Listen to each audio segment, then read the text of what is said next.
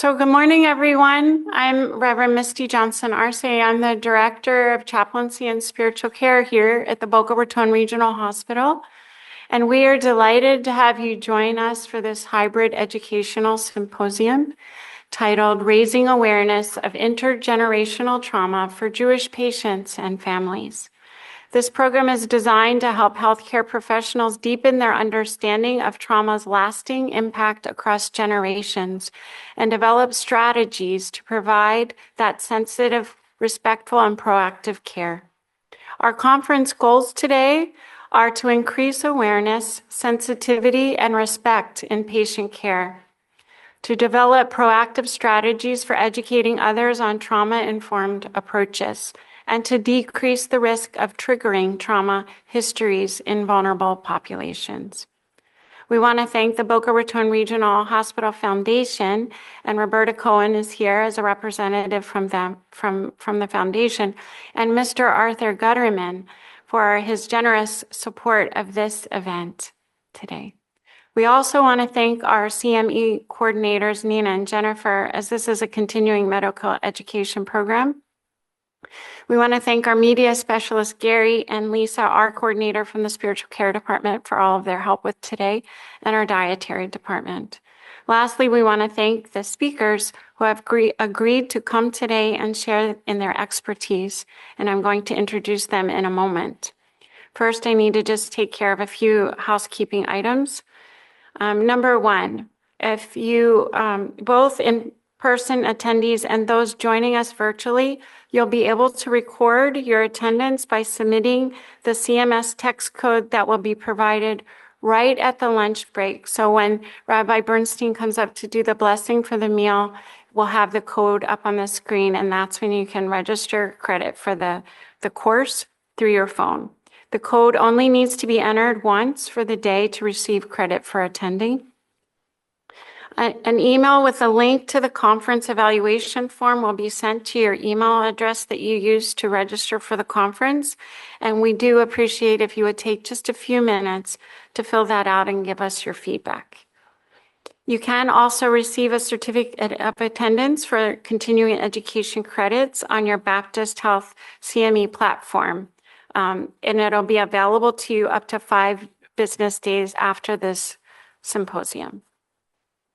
For those who are new to this building, our restrooms are, if you leave the back doors here and walk through the classroom on the left side and make another left, you'll see the restrooms. Lunch will be offered in the lobby just outside of the auditorium. You walked past the tables when you were coming in for those that are here with us in person.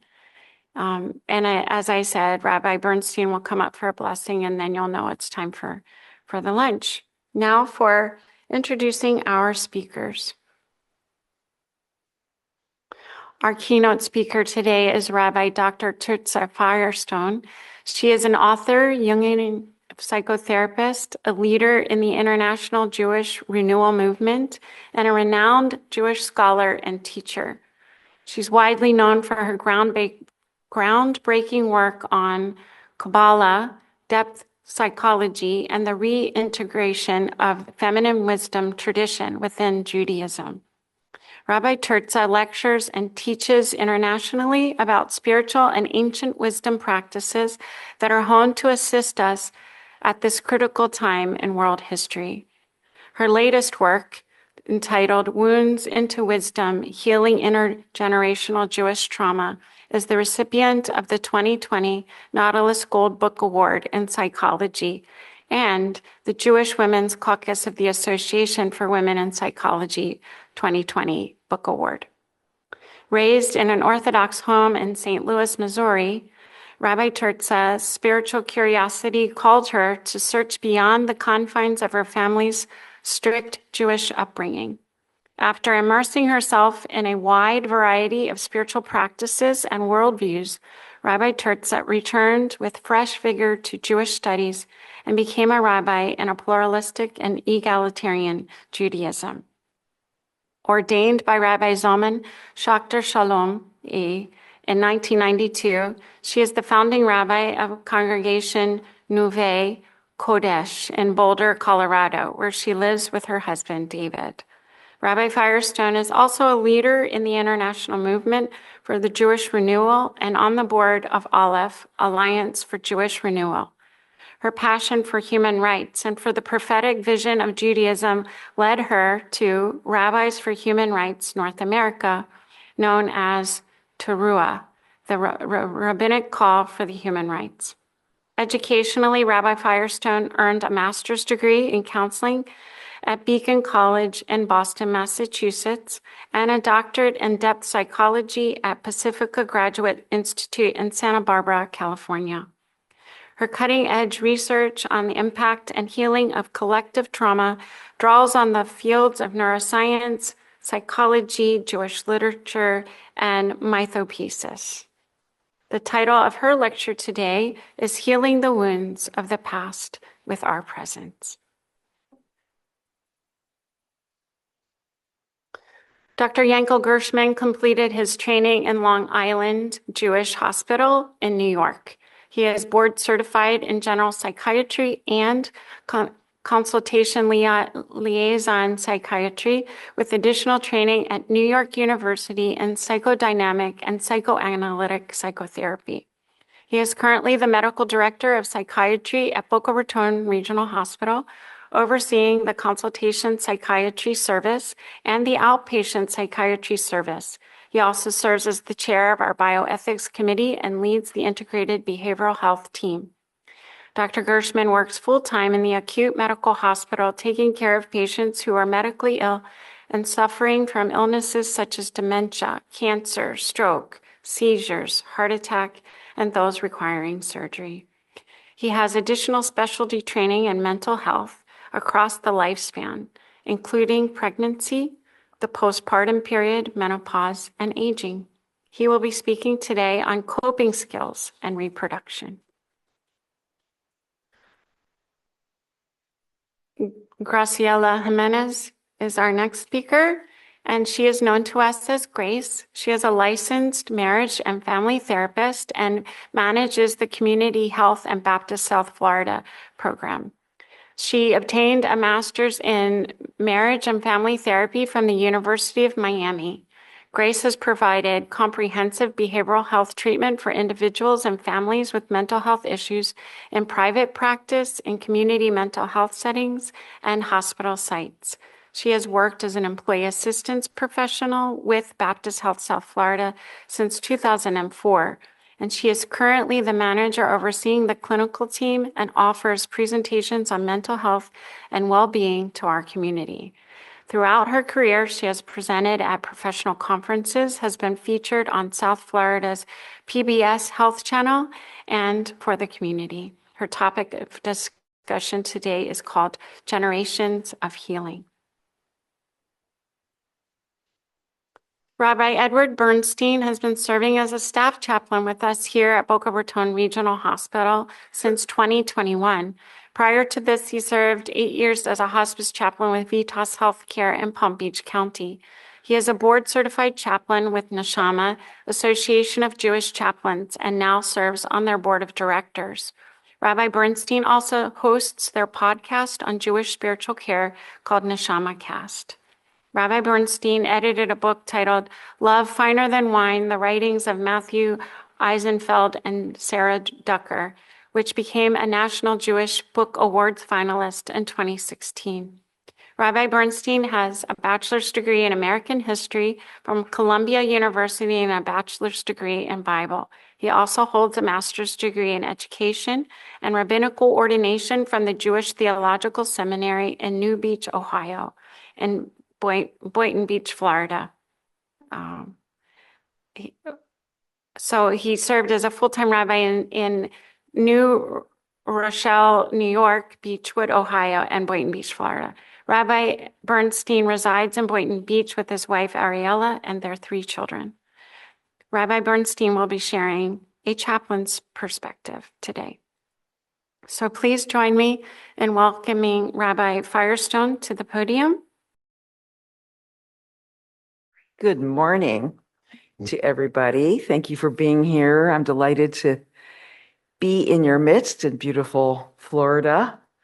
Thank you, Reverend Misti, Rabbi Ed, to all who invited me, and to all who are behind the scenes on Zoom. Welcome, and to everyone involved in this symposium. Very important topic for today. I'm curious to know about you, and then I'll introduce myself a little bit more with a story.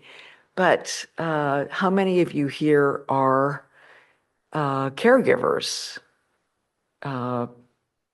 Raise your hand.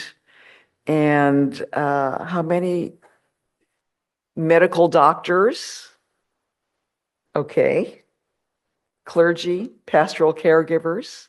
Okay, look around. Yes. Any geriatric care specialists or hospice workers? Okay, good.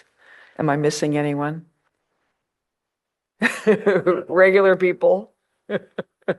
Okay. Okay, let's see, where do we start? I believe we learn best through stories. Let me tell you a story. It is by way of introducing myself. And today, before we jump into the didactic material, and there's a lot of material, I'm going to ask you to select out the points that are most salient to you and to your work. And just leave others behind. You may or may not be interested in some of the scientific research, but hang tight, there will be something for you. So this is both a personal story, it's an intimate story, but I think it has themes that belong to many of us. I'm an Ashkenazic Jew, as you heard. And my mother, of blessed memory, escaped Nazi Germany in 1939 on the Kindertransport. And she left behind scores of cousins, uncles, and aunts in Nazi Europe who perished. She never talked about it. We never really knew. I never understood that until much later. She stored inside of her feelings that were unfeelable. Unfeelable. Now, my father was born in Brooklyn, and he signed up for the US Army at the beginning of the war. He was deployed to Germany. So my mother came from Germany here. He went from the US to Germany, and he was deployed in a bomb detection squadron. And he found himself in Bergen-Belsen at the end of the war, April 1945, during liberation. And he there saw things that were unseeable, odious things that he could not process. Now, he never told us any of that either. He stored that inside of him. And at the end of his life, we took all of his papers out of his filing cabinet, and at the very back of one of the drawers of his metal filing cabinet was a file filled with photographs that he had taken as a young man in this death camp. The things that he couldn't process, the things that he couldn't see, the unseeable things that he saw but couldn't process, couldn't metabolize, and he stored those inside of himself as well. The Israeli traumatologist Dan Bar-On said, untold stories often pass more powerfully from generation to generation than stories that can be recounted. Untold stories often pass more powerfully from generation to generation, and we know that that is true. At the end of my mother's life, she died in Israel, close to 90, and suffering from dementia. She would sit upright in her bed and, in a state of shock, say, "Why didn't anyone tell me? Why didn't they tell me that my parents had died? Why didn't they tell me that all my relatives had died?" And she was as if back in the 40s, back in the early 50s, trying to process all that she had not processed. And at the end of his life, after my father had died, and we found those pictures, my siblings and I looked at those pictures and we understood what comprised my father. All the dots connected, and we were able to say, oh, that's why Dad was like that. That's why he had these huge tempestuous moods, and why they both had their very rigid parenting style. These traumas had come out in them, but they came out sideways, not directly, because they were locked inside of them. Now, I'm sure that many of you have treated similar patients in your own fields, and also their families that are struggling with their elders and their relatives. Today, we will learn more about how this unprocessed grief, unprocessed shock, and the capital T traumas land inside of us and shape us, and not only shape us, but also shape our offspring. And most importantly, we'll address how we, their caregivers, can help them to process these historical wounds and turn them into wisdom. So let's go to the slides. And you may have seen these key learning objectives. We'll just review them really quickly. We'll discuss the 4 hallmarks of trauma and identify them in ourselves and in those with whom we work. I will describe epigenetic research that explains how our ancestors' extreme life trauma challenges and capital T traumas can influence the lives of their descendants. And then we'll go on to look at how to work with intergenerational histories with care and explain the hand-in-glove power of trauma legacies, and how there are also wisdom legacies always wrapped in. There's always this embedded wisdom legacies, because after all, we are here. Our patients are here. That means someone in their family survived, and they did so with resilience, with a certain amount of wisdom, with values. And so we want to capture those wisdom legacies as well. We are going to be asking some curiosities that motivated this talk and maybe motivated you to come. I'm hoping they're your curiosities as well. How do the ancestral histories of our patients influence their health and healing? How can we better tend our patients with trauma-informed care? And how do our own ancestral legacies influence the care that we give? Today, we are going to be focusing on ourselves. I think we are our best learning tool to look inside of ourselves, look at our own ancestral histories, and to see where we come from, and how our histories are embedded in our physiology and in our own selves. So I would like to ask you to have some water nearby.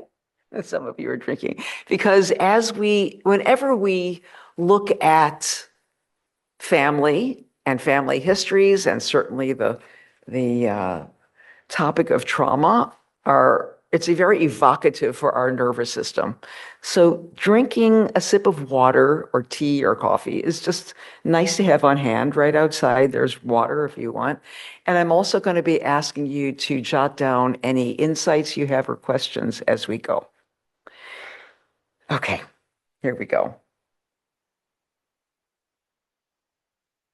Our lives are the current blossoms on a family tree that is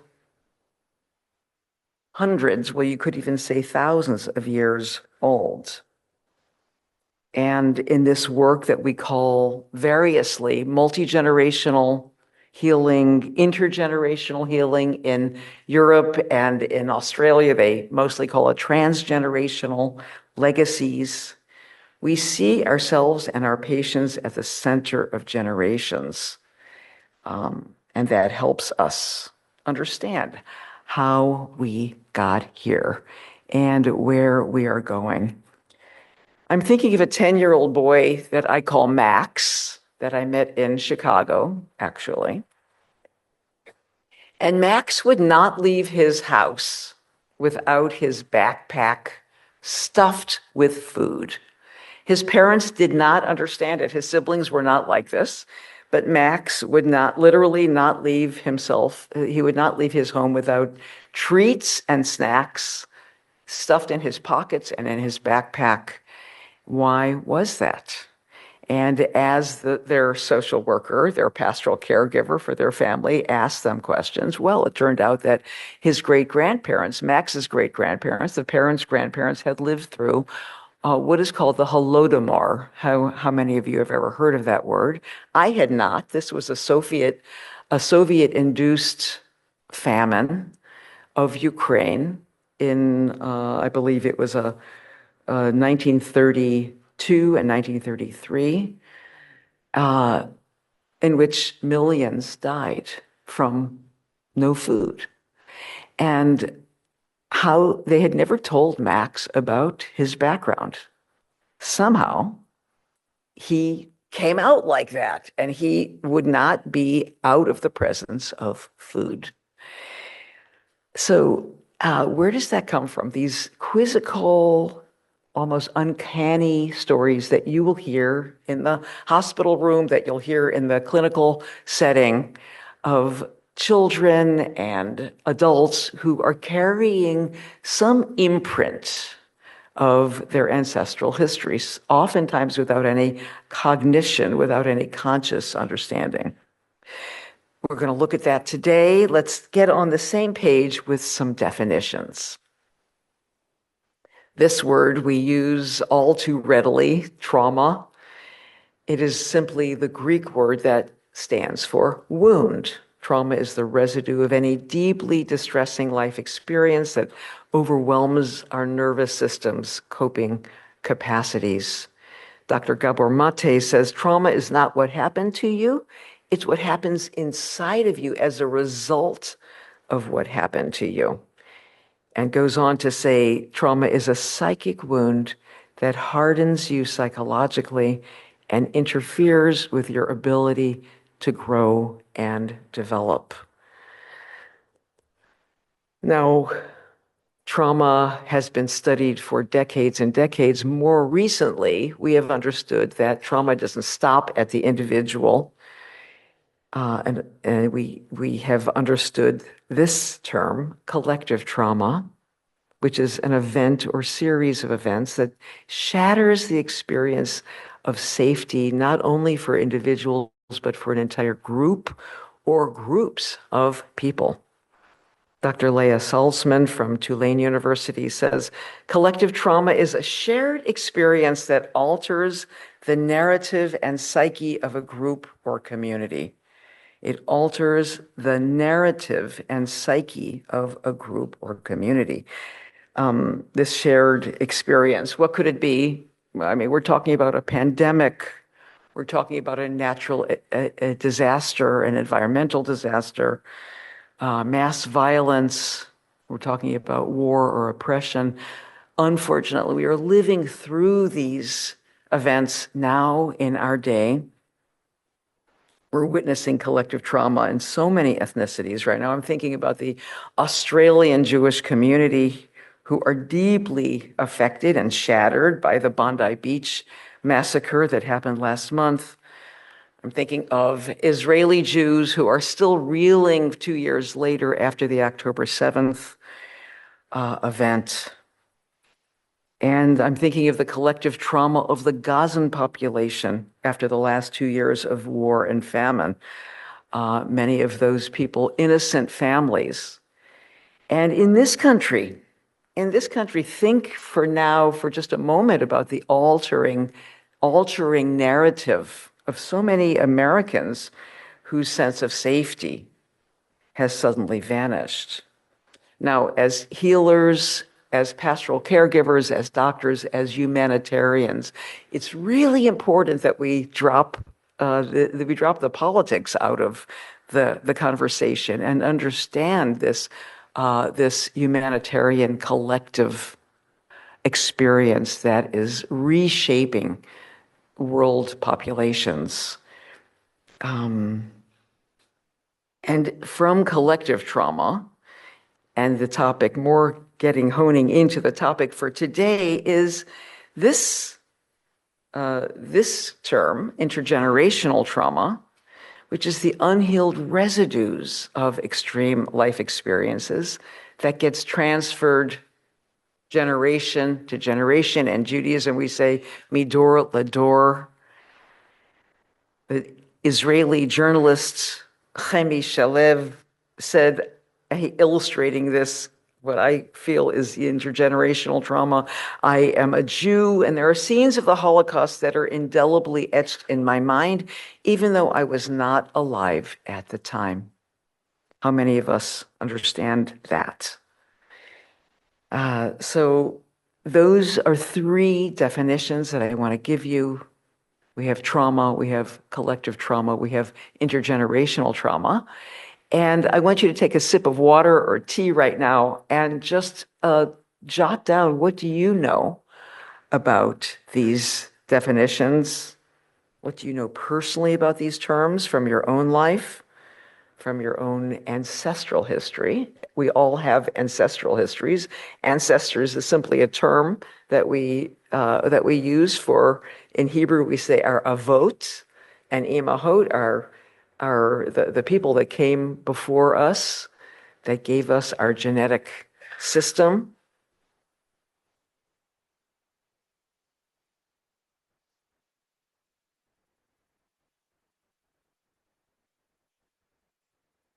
L'chaim, everybody, to life.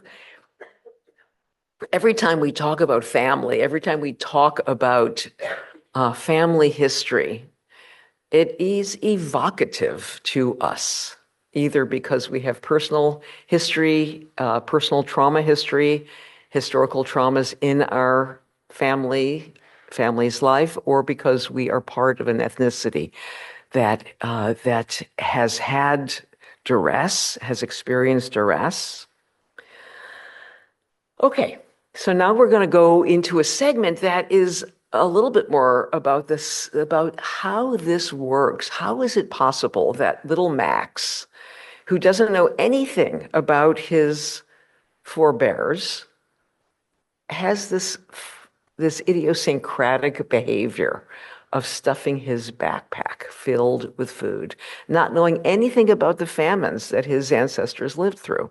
This is just one small, very small story that's indicative of this epigenetic science and research that we're about to talk about. We know about genes. They're the building blocks of our physical heredity. Our brown hair, our blonde hair, our red hair, our long or short fingers, our predisposition to disease, or our resilience. But today, let's venture into a growing field that investigates the impacts of life experiences on our genes. The impacts of life experiences, our environmental stresses upon our genes. And that is the relatively new science field of epigenetics. Epi meaning above or on top of, and genetics, the carriers of this hereditary information. So on our genes aren't changed, but what happens upon our genes does. The science of epigenetics is the study of heritable environmental stresses. And when we're talking about epigenetics, we're talking about life's extreme experiences that embed themselves in our physiology. I think about it this way because I'm not a scientist, and I'm not given to sciences. That's not my proclivity.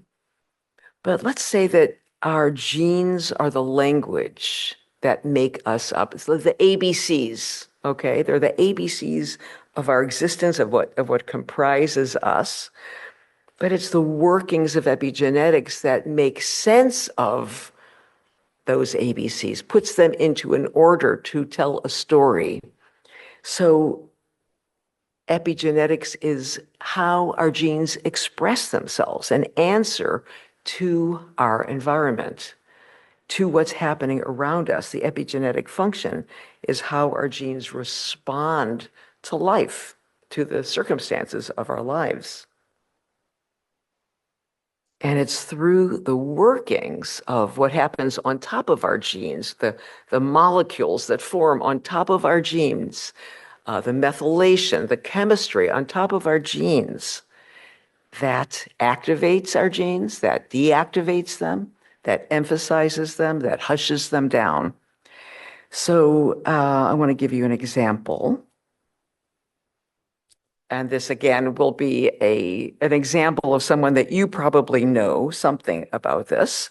Take a grandfather named Sam. He served in the trenches of World War I. He saw his buddies on either side of him blown up. He himself survived. He was highly functioning. He was a strong guy. He made a good living. All of that, fine. But he never surmounted his survivor's guilt. He never could do that work. He always had that terrible, crushing feeling inside until his old age and his death. His son, Saul, and his grandson, Jeff, both have a predisposition for anxiety, insomnia, and compromised resilience. Their genes are fine. The gene expression, how the genes express themselves, gives them a predisposition for PTSD. So when they go through heavy stresses, they do not bounce back the way you or I might bounce back. They have that in their system. Okay? Now, with children of Holocaust survivors, this very neurobiological susceptibility to stress makes it easier for the progeny for the survivors, next generations, to imagine the physical suffering. They actually can imagine physically and empathize so much that they physically experience the suffering of their parents or of people around them. I know some of us here have that predisposition, and we work with patients who do. I want to mention, I don't have a slide for this, but I want to mention one of my teachers, Professor Rachel Yehuda here. She's the professor of neuroscience and psychiatry at Mount Sinai Hospital in New York. One of the great epigenetic researchers in the field. One of her seminal studies from 2015, a study of Jewish Holocaust survivors, she found that survivors' children proved to be 3 times more likely to develop a PTSD disorder, 3 times more likely to develop a PTSD disorder if exposed to traumatic events than demographically similar Jewish individuals whose parents had not gone through the Holocaust. So 3 times, that's a lot, more likely to develop that proclivity to, you can't bounce back. You go through a trauma and it's PTSD, and you have to work so much harder to move through a PTSD experience, through a trauma experience. Because just as parents transmit genetics, their genetic characteristics to their children, epigenetic science is suggesting that parents can also transmit acquired characteristics, acquired from the environment. No fault of their own, they just lived through profound, extreme experiences. And those are become epigenetic characteristics, that especially those that were generated in traumatic life-threatening experiences, such as survival from war, from starvation, or other persecution. Okay, because of our limited time, I want to just touch on two pieces of research. Epigenetic research began in animal labs. Now, I don't love animal clinics. I don't know if you do. But this story, I think, is not trauma-inducing. But it's a very profound story. It's a seminal piece of research that came out of Emory University in 2014, 2015. And I'm happy to give you the research behind it. It's in my book, Wounds into Wisdom. But I'll tell you briefly about this group of little mice that were given a smell, a fragrance, a chemical fragrance from acetophenone that smells like cherry blossoms. Okay, so they were given this fragrance, and immediately their paw was given an electrical stimulation, a buzz that they didn't like.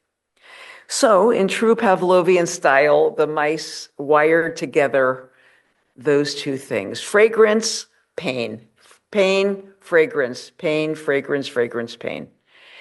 That's the researchers understood that that was going to happen. They were looking for that. What surprised them was that the pups and the grandpups, who had never met their grandparent mice, were born with this panic. Whenever the grand mice, I know that's ridiculous, but the grandpups of this original study were born freaking out when they smelled cherry blossom smell. They had never been wired like this. They had never gone through any of these, a shock on their paw. They had never experienced any of it. They were born freaking out with this acetophenone, this hereditary transmission of environmental information is the result of epigenetics. And moving into us humans, who here has heard of the Dutch hunger winter? This was another very unfortunate. We human beings do terrible things to one another.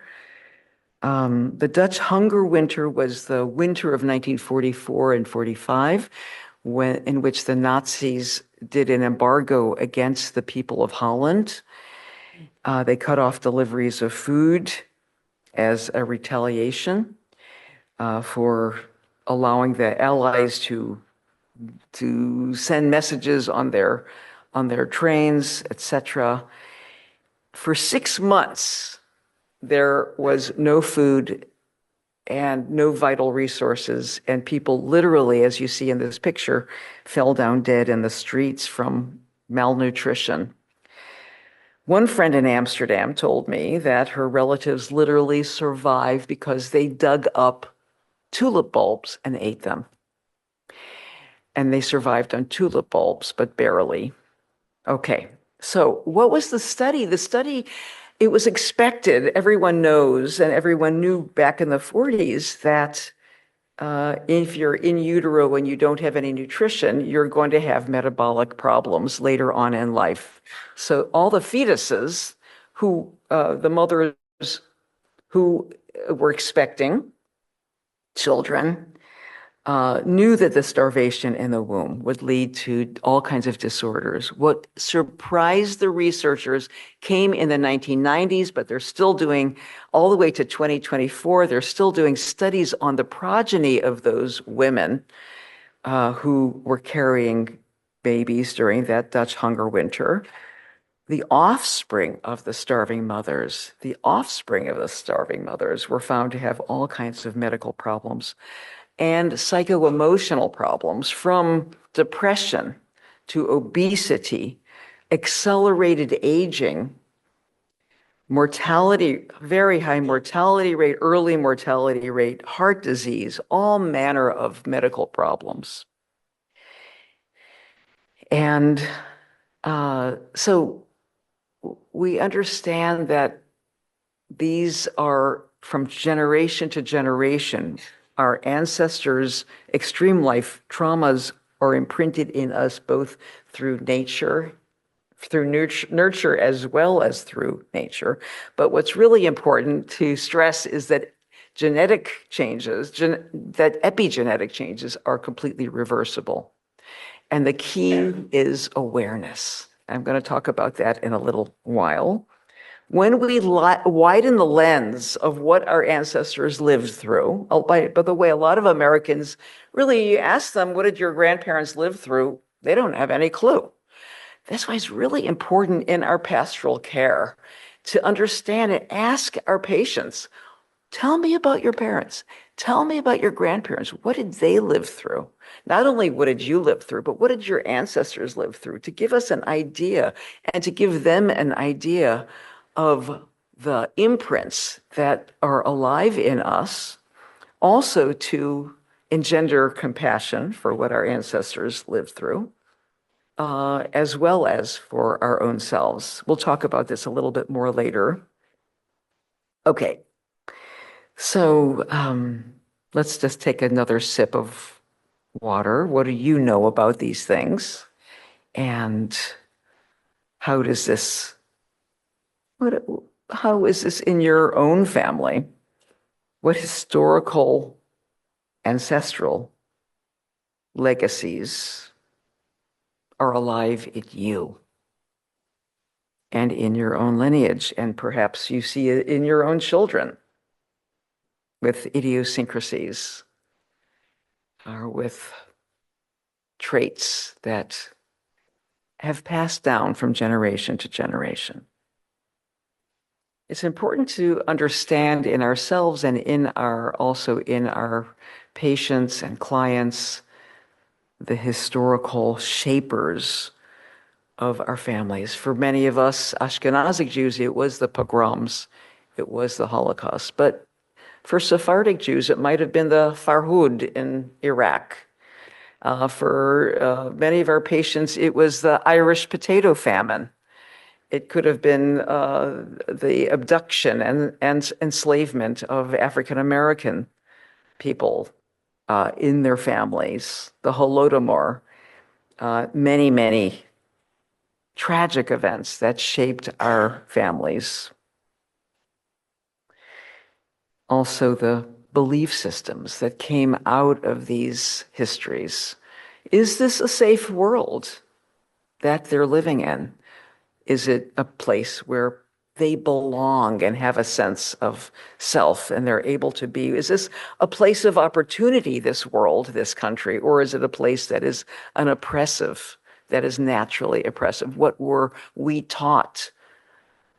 What were the values that came down? Is this a place of opportunity, or is life a place that I can be creative and shape? Do I have a choice to shape my destiny or not? These are questions that come up. We're going to get to those a little bit more. So before we do, I want you to hold that in mind as we look at the four hallmarks of trauma, and we're talking about characteristic residues that are both individual and individual trauma markers, as well as that which the sequelae, we call them, the sequels, the sequelae of trauma that live in our nervous system. And I want you to ask yourself, what do I know about these four? What lives in me? And what was I shown in my upbringing? The first one we call dissociation. Now, these things you may know well, but this is a review for many of us. This is psychic numbing or emotional numbing. And all of these four that I'm going to show you right now are life-saving mechanisms. In other words, God put them in our biochemistry to save our lives. Nature has formed a network so that we can go through harrowing things and not die. I'll give you an example of dissociation. This happened a few years ago. There was a motorcycle crash right outside my front door on the street, late at night. A young man without a helmet had a crash. I rushed out because I heard this shriek of traffic, and there is a young man saying, "My father's going to kill me. My father's going to kill me for not wearing my helmet." He was lying in a pool of blood. I was instantly, because I don't like these things, I don't have a blood, kind of makes me panic, had to put on hold my instinct to run away because I needed to find my cell phone. It was late at night, 11 o'clock at night, get 911, get an ambulance immediately. So what do? I dissociate this sense of shock and horror in myself. I put it over here. I compartmentalize it so that I can do a life-saving act, which was to call an ambulance, right? We go through this stuff all the time, right? This is a life-saving mechanism. He was picked up. It all went well. I'm sure he is fine and was fine. And his father probably raised hell for not wearing a helmet. What happened to me on the other side of that, had I just simply taken a pill and gone to sleep on it, on this adrenaline that was rushing inside of me and just suppressed it, that would have come back in some form. But what did I do? I had the good sense to call a friend, to cry, to shake, to let my body just shudder, and let the trauma move through me.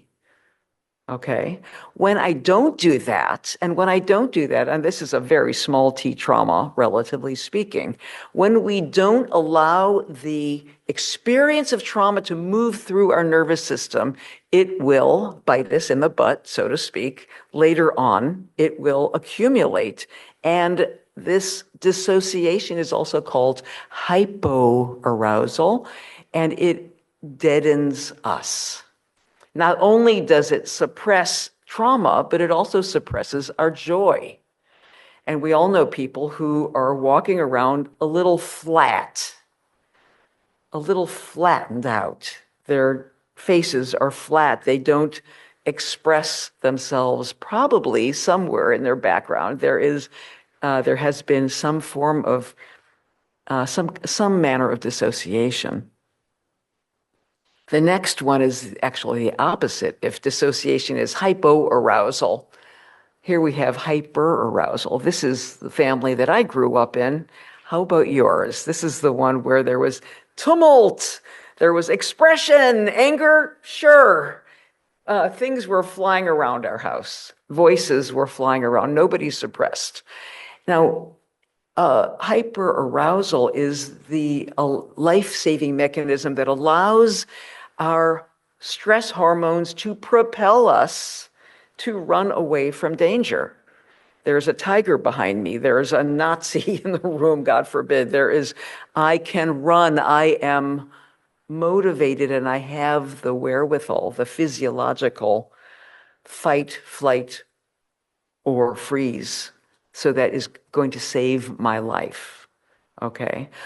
But when we are always in hyperarousal, and we all know people like this, it might be in the boardroom, it might be our spouse, 0 to 10, why are you looking at me like that? Excuse me, sir. Excuse me, I didn't mean that, but I am always ready to be activated, right? I'm always interrupting you. I am always just ready to get angry, okay? How many of us know people like that? Okay. We may have grown up like that. I've spent years in therapy untraining myself to jump in and get aroused, right? It's a disproportionate arousal trigger. So that too is very important to know. First of all, it's like I said, it's a life-saving mechanism. But sometimes we have to unlearn it to turn down this arousal mechanism so that our stress hormones are able to be diluted and to be turned down. And that we can talk about later how we do that. The third one is a little more subtle. Isolation. How would isolation be a life-saving mechanism? Sometimes, if I've gone through something very, very terrible, I need to not be on 42nd Street in New York City. I need to pull into my cave to calm my nervous system, to lick my wounds. But when I do that to a fault as a default mechanism, when I isolate because I feel guilty for surviving, or I feel guilty because there has been, for example, God forbid, a boundary violation. Let's say I'm a young woman, there's been a boundary violation, and I feel like I caused it, or I was told I caused it, or I feel ashamed or guilty because of it. Those kinds of imprints can make me feel very isolated and very shameful, and that can imprint themselves in me. I worked with a woman whose grandmother came over to Ellis Island on a boat and was accosted on the boat. And her legacy to her daughter and her daughter's legacy to her was all about shame. Shame of having a woman's body. You can fill in the blanks, right? So these are deeply intergenerational legacies that we learn. And the last one is one that is most quizzical. I would say traumatologists around the world scratch their heads about this, but we know that this is true, that there is a tendency to repeat or reenact our injuries on ourselves or others. How is that possible? That for example, an abused child who swears that they will never be like their parents 4 generations hence abuses their children without even knowing it.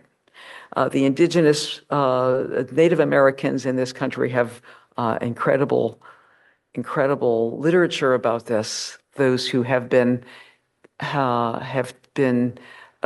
who were abducted into boarding schools and the abuse that they lived through there and how that has been reenacted. But we don't need to even go that far. We know that soldiers who came back from Iraq and Vietnam, they signed up for another tour of duty. They wanted to get back into it. And women and children who have been trafficked, when given the possibility to go into freedom, often choose to go back to their traffickers. What is that? And that we can talk a lot about that. Wounds into Wisdom talks a lot about that. But I want you just to think about these 4 characteristics in your own upbringing for a moment. And speaking of the cyclical nature of trauma and how it gets reenacted, I think we have to say each new anti-Semitic assault in the Jewish community around the world can trigger old wounds and set off trauma responses that are stored in our nervous system. I really can't underscore this enough. We're living in an era of collective trauma. It doesn't matter. You don't have to be Jewish. And here we have the Bondi Beach memorial here, and we also have the Charleston Emmanuel AME Church from 2015. That memorial.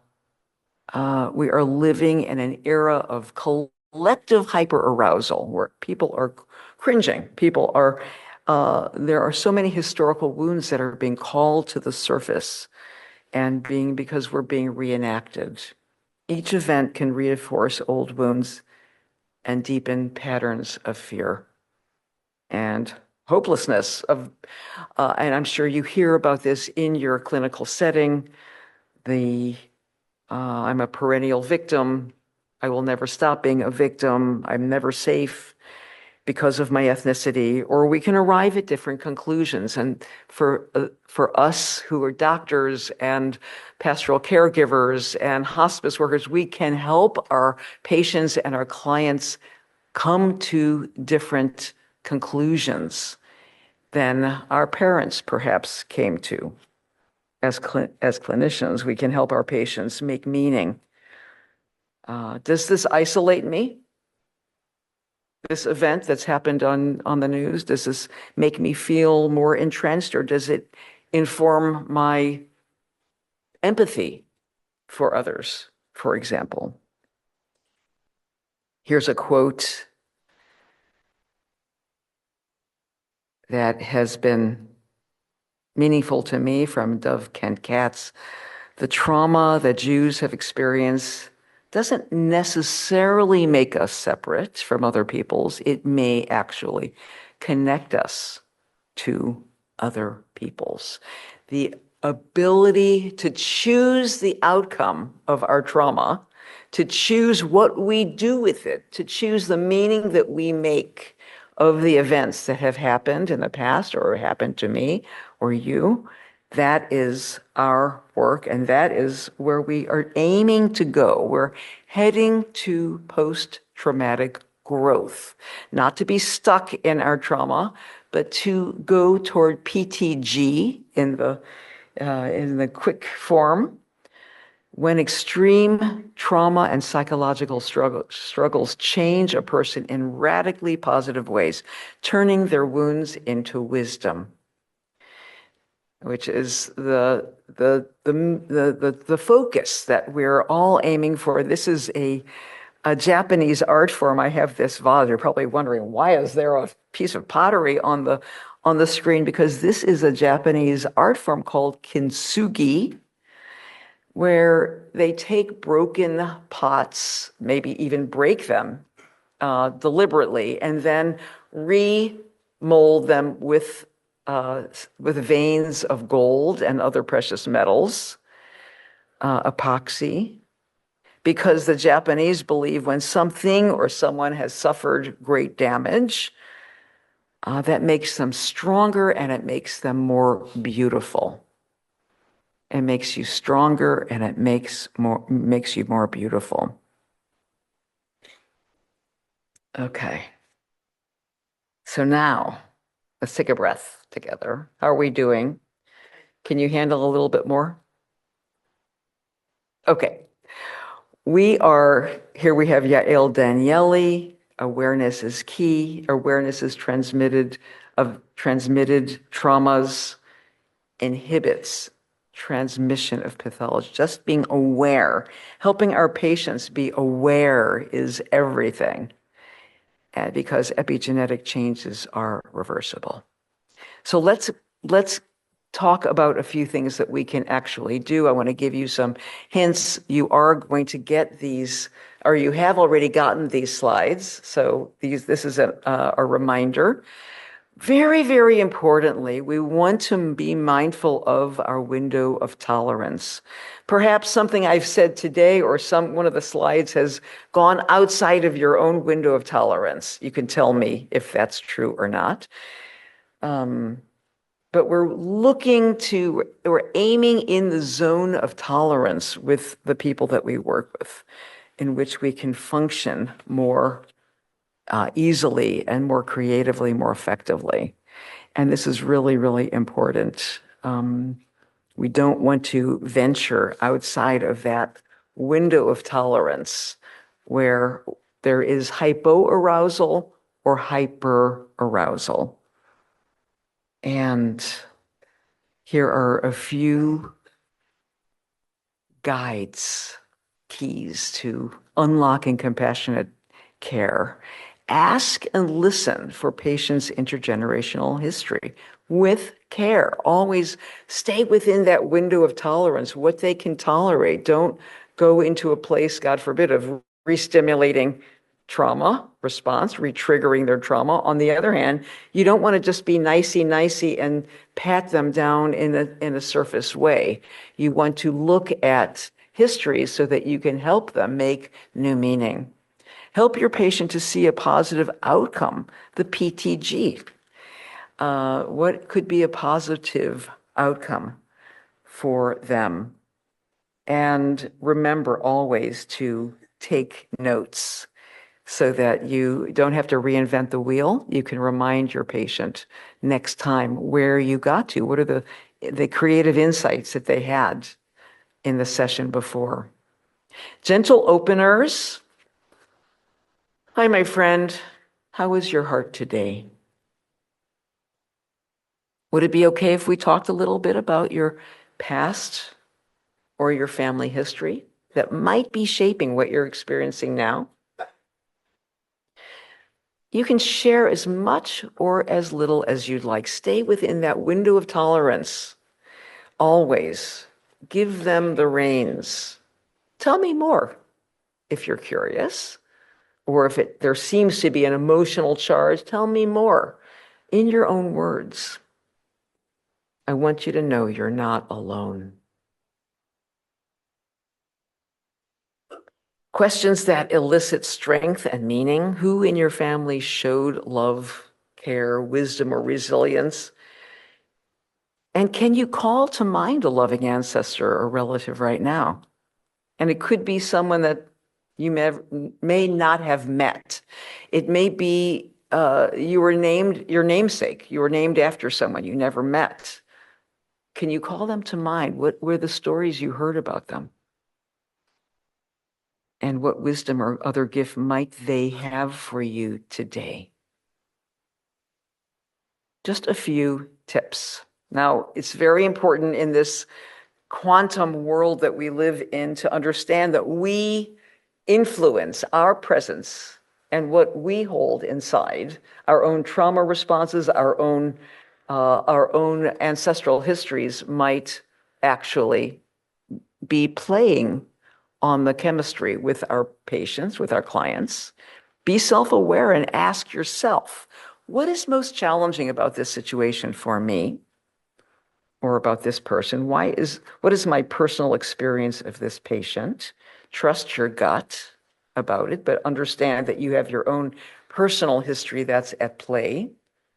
Do any of the 4 hallmarks of trauma residue in my own family of origin pertain to me right now? Very importantly. And please do remember, everything we've said today pertains not only to, we've been focusing on the Jewish population, but they're applicable to all of the people that we meet with, all ethnic and religious groups. And we want to be culturally sensitive and appropriate. Okay, we have 1 more minute. I'm going to take 1 more minute and I'm going to ask you to put your notes down and close your eyes. I want to remind us that we have wisdom legacies as well as trauma legacies. We all do, and we're going to focus for just a moment on wisdom legacies. So would you sit back in your seat for just a moment and bring your attention to yourself? And take a breath. If you would let your facial muscles soften for just a moment. Close your eyes if you're comfortable, and let your hands grow heavy.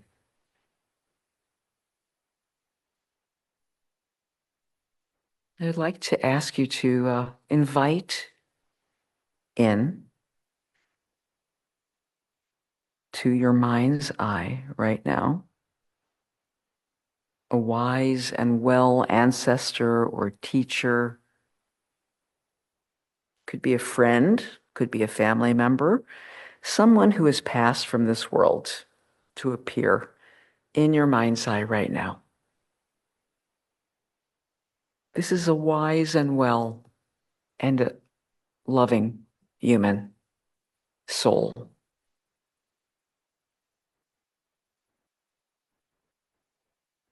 You're breathing and you're relaxed. And I want you to let them see. Let them see what you are going through, what your personal question or questions are right now. And imagine they have some wisdom for you today, some loving word, or maybe just a gesture for you today. Suspend your disbelief and let this happen. Someone from the other side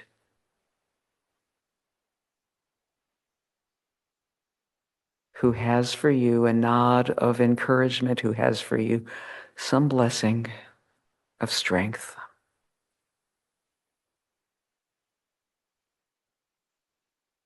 And let yourself take that in, receive it.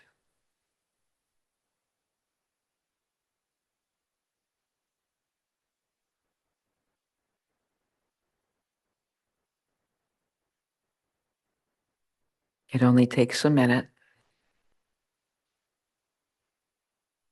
to feel, to receive this transmission from an ancestor, from someone. Soul to soul, generation to generation.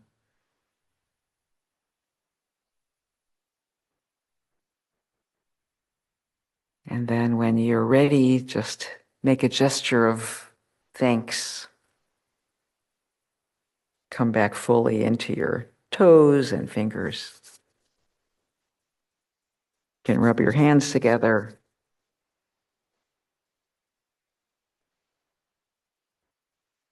And come back into the room. Thank you so much for your wonderful attention. And we will interact shortly after lunch. Thank you. All right. Hello, everybody. So I'm Dr. Gershman. I'm the medical psychiatrist here at Boca Regional, and also chair of the ethics committee. And I guess I'm the lucky one who goes after Dr. Firestone, who has to try to do something even partially comparable to what she just shared with us and her stories and what was untold in her presentation versus what was told.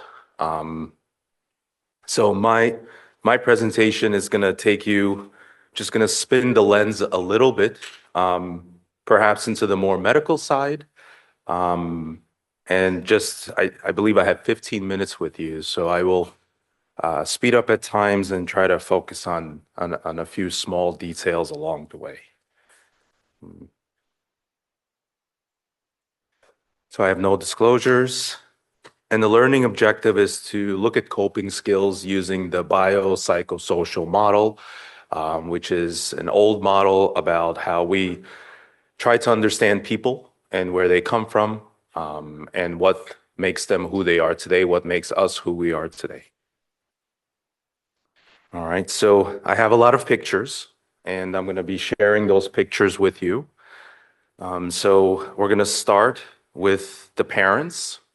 And some of this hopefully will be a review for you. But two parents make a child, and each parent gives their genes. And that's what Dr. Firestone spoke about as well. Genetics is what's transferred from both parents to the mother who's down below, and she's pregnant. Okay? We're going to use a kitten as our prototypical child. Hopefully everybody agrees this is a cute kitten. I thought it was a cute kitten.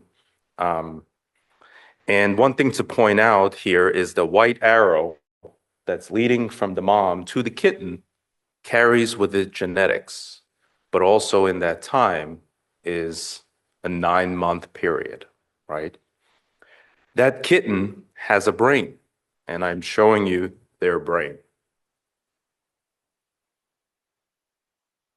Now you see the kitten is wearing the brain because, as most of us understand, our brain and our mind can be two things or one and the same, but they are inside of us. So that kitten from now will be wearing that brain/mind. All right. But now that kitten is here. And the key of my brief talk will be about the arrows and the bidirectional influence that one side of the arrow has on the other side and vice versa. So on top, you see mom, dad, and the friends and family around, the other cats. That kitten is now alive and has its own brain/mind. There is an effect that mom and dad have on that kitten, but then there's also the friends and family around them. Down below is the environment. There's a world outside of your parents. It's more medical, it's more scientific, it's more chemical. And that's what I'm showing you with the trees.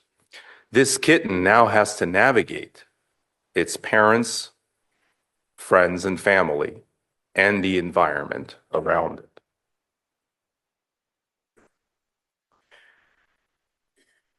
The brain is bigger in this kitten. I don't know if you've noticed. I made it a little bit bigger. We're growing now.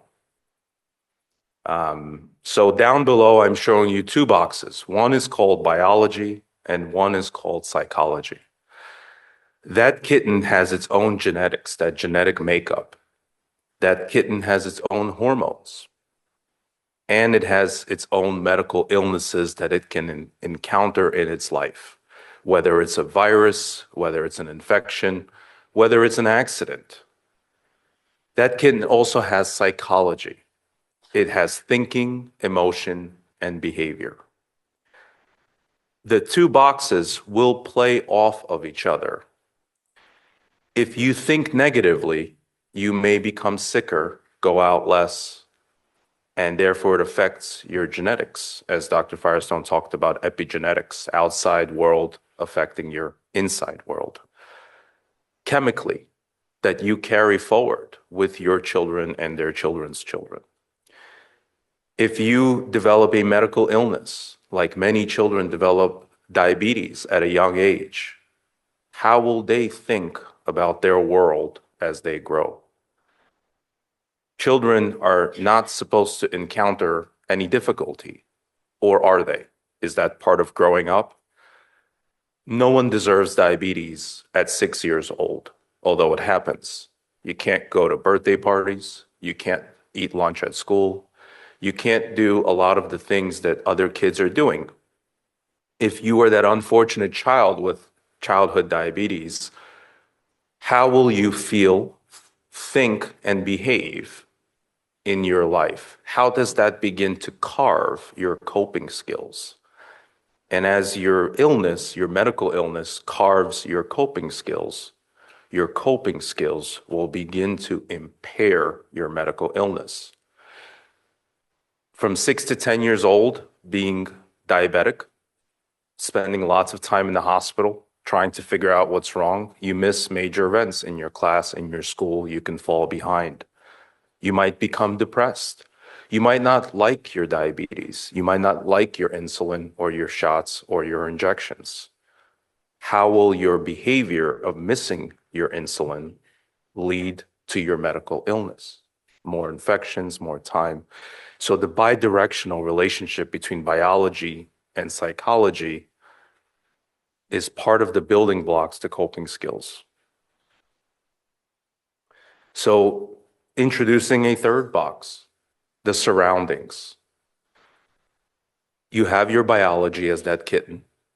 You have your medical illness. You're developing your emotion, your thinking, your behavior. Now your parents are going to be telling you things. They're going to be teaching you things. We all grow up going, my parents are this and my parents are that. And at 10 years old, we all agree our parents don't understand us and they don't know us. But as we grow up, we start understanding our parents. But our parents are carrying something with them that we may not understand. And that's what was given to them. And their type of parenting on us as children, on the kitten, is not often spoken about, as Dr. Firestone explained. That it's something it's quiet, it's silently transferred. And so I'm inviting you to think about how you have your biology and psychology alone as a kitten, but now you have your parents that carry something with them. Your culture, your group, who you associate with, religious, non-religious, where you spend time, what you do as a hobby, all of that begins to impact your coping skills. It teaches you things. And not only does it teach you directly, it all interplays together. If you have diabetes and your behavior is tied to your diabetes and the way you manage your insulin, then you may meet friends in the hospital, other 10-year-olds like you who have diabetes during summer break. So our surroundings, our psychology, and our biology constantly play into who we are. And it's very complicated. I hope I'm conveying that, although I'm showing you a kitten with a brain. Somehow the brain got smaller in this picture. That is not biologically accurate. Also in the surroundings box, there's also environment. Environment includes wars and pandemics and famines we've heard about. So, people that live near the ocean will eat more seafood. People who do not live near the ocean will eat less seafood. So where you live also impacts your biology, what you do for fun, who you marry, who you spend time with. And here's the more unfortunate part. Trauma comes along. And I made a slide just kind of capturing a lot of different things that make it maybe easier to relate to, where trauma has many names. I love the reference of capital T and little t. I think there's a lot implied there.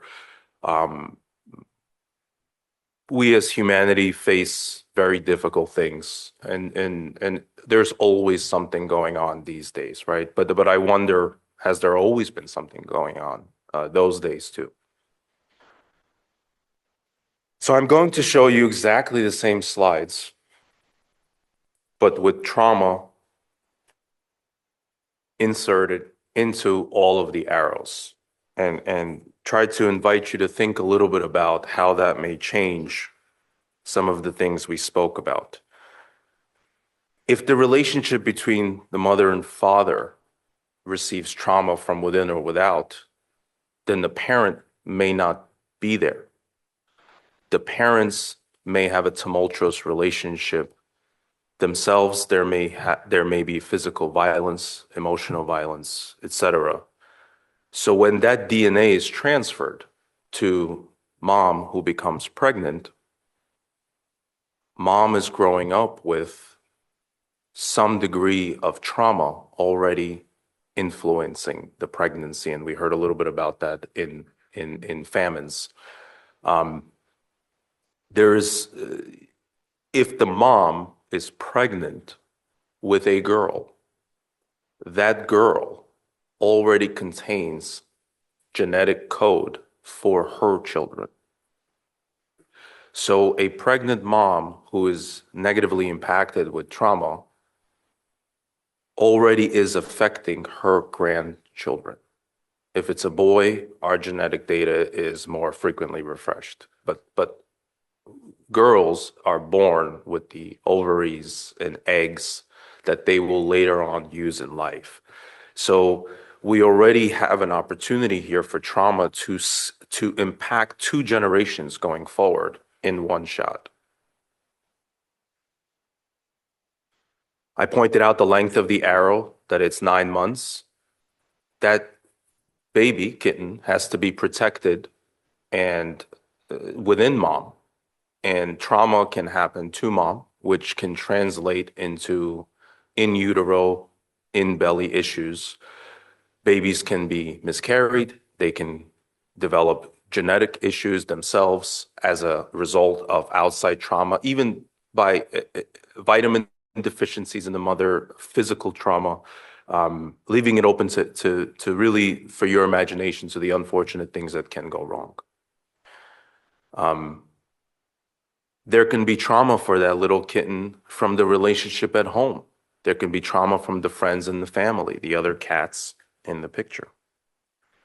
There can be trauma from the environment. I already mentioned some of them. COVID is a great example of how it both chemically and psychologically and socially affected our entire world. Accidents do happen. Certain viruses could impact us permanently, right? We can fall and hit our head. Head trauma can leave permanent residue. I showed you the 2 boxes already about how, giving you the example of a diabetic child with depression who misses birthday parties. Now add more trauma onto that. And it just builds and folds and twists and turns. I showed you the 3rd box and how trauma to the surroundings can happen. Parents can die. Parents can divorce. Our culture can be facing a very difficult time as we are today. We know trauma can interfere with growth in utero and after birth. And an additional variable to consider is that time. How does trauma happen over time? What happens to trauma? Can you stop of a cabinet for your whole life, metaphorically, physically, literally? Is that right? Is that wrong? And also, how are you going to parent your child if you were a victim of trauma yourself? Are you going to protect them from everything? And that will create a very safe environment for your child. And your child will grow up thinking that they are always protected and that they are always safe. But if you protect them too much, what happens when they encounter their own variables from the environment, from their biology, from their psychology? Did you overprotect them? Did you try to give them the world you didn't have and therefore overcompensated by giving them this perfect life? They leave high school, go to college, and life is no longer perfect and can be very difficult for them. So eventually, your child, the kitten, us, the brain, the mind, meets somebody and starts the process all over again. So I guess my point to you in this short segment is how many variables are conveyed through generations, through the environment, through biology, through psychology, over time and transferred forward. So how do we overcome so much? It's easy to find cat photos and Google free cat photos, by the way. It's not true for other species. You play, you go to the therapy or psychiatry. That's the cat on the table. You copy and pasted the same cat in several different places, running out of time. The cat's exploring, traveling, spending time with friends and family. There's a lot to overcome. We have our own challenges to face in our life, but we are also inheriting, facing the challenges of our parents, our grandparents, and the generational trauma that comes from them. It's hard. It's hard being growing as a person and surviving and living and thriving if we ever get there. That's it for me.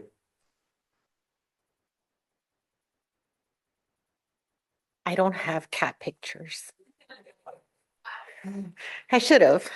It's a good metaphor. So my name is Grace Jimenez. I am a licensed marriage and family therapist. So a lot of what we've been talking about today has to do with the physiological component of trauma, right? And how that passes down. So we're going to talk a little bit more about the social emotional component. Let me see. Generations of healings. I also have no disclosures. My learning objectives are very wordy. I'm so sorry. Identity or identify how intergenerational trauma influences family systems within Jewish families, including its effect on attachment patterns, communication styles, family roles, multi-generational boundaries, using evidence-based family systems, apply evidence-based trauma-informed interventions such as narrative therapy, EMDR, trauma-focused CBT or cognitive behavioral therapy, and Bowen structural family therapy, all to improve relational functioning, reduce trauma-related symptoms, and strengthen resilience across generations. This is my agenda. I'm going to go quickly because I just realized how short 15 minutes actually is.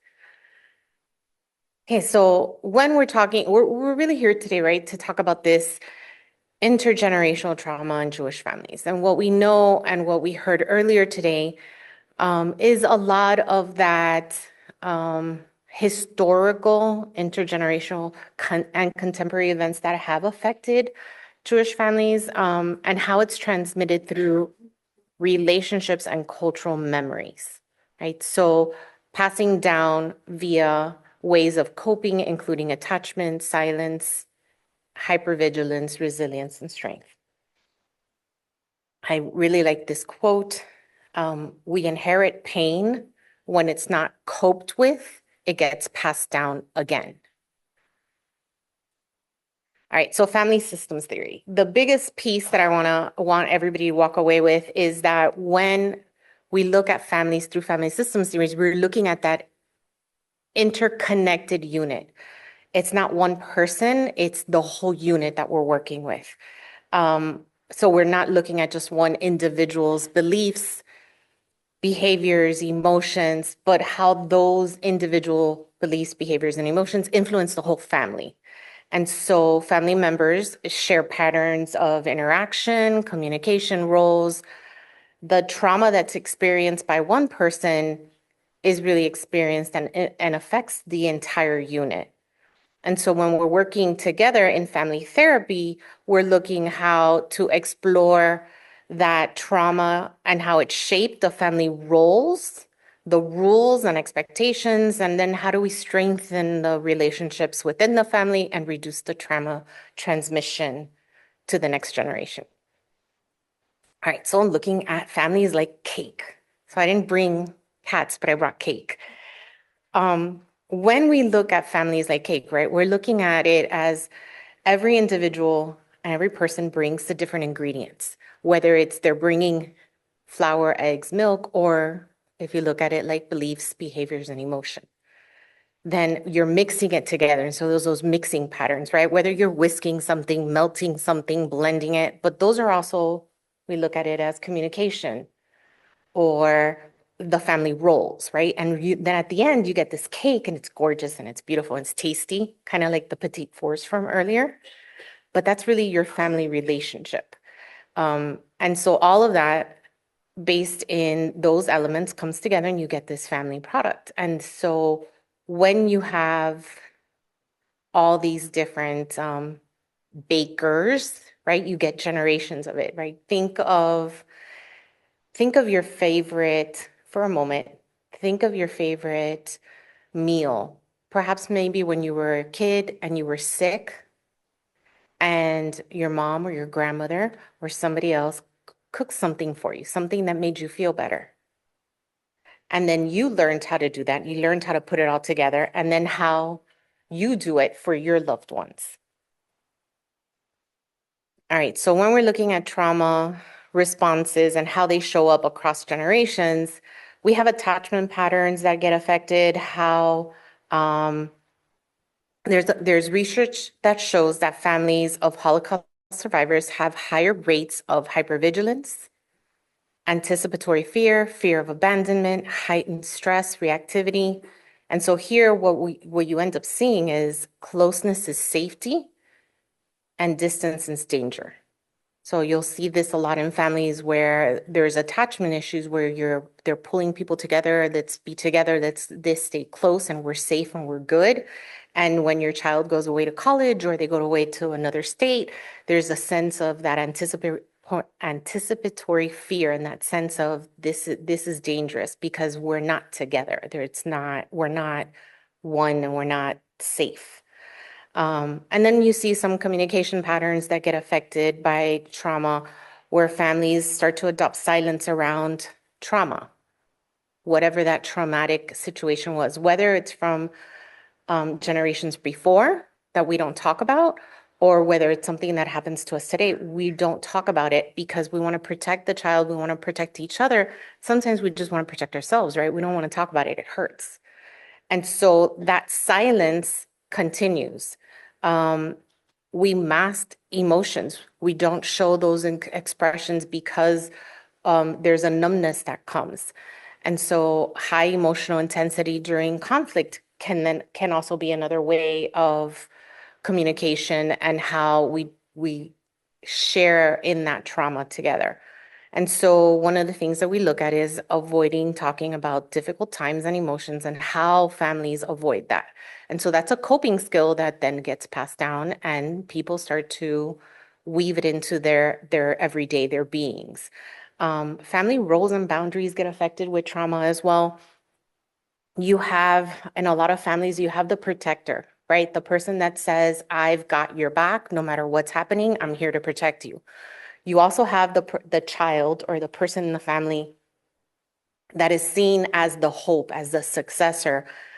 You also have the emotional container person, that person that kind of shares all the emotions, hears the stories, kind of puts it together, but they're like a bottle of soda. When you shake it, it can pop and then it goes all over the place. And so when you're looking at families and when we're working with families that have a history of trauma somewhere in their lives, you're also looking at what role they're playing in that family and how that role then affects everybody else in the family and how it affects them as individuals, how their professional goals, their relationship goals get affected by the roles that they're in. And then, of course, we're also looking at boundaries. So when you have trauma in families, you start to see it affect the boundaries within the family members. So you have the enmeshment, you have the mom or the aunt or the siblings that know way too much about each other. There's no boundaries there. You know, how many times somebody went to the bathroom, what it looked like when they went to the bathroom, what it smelled like, all those things that start to happen.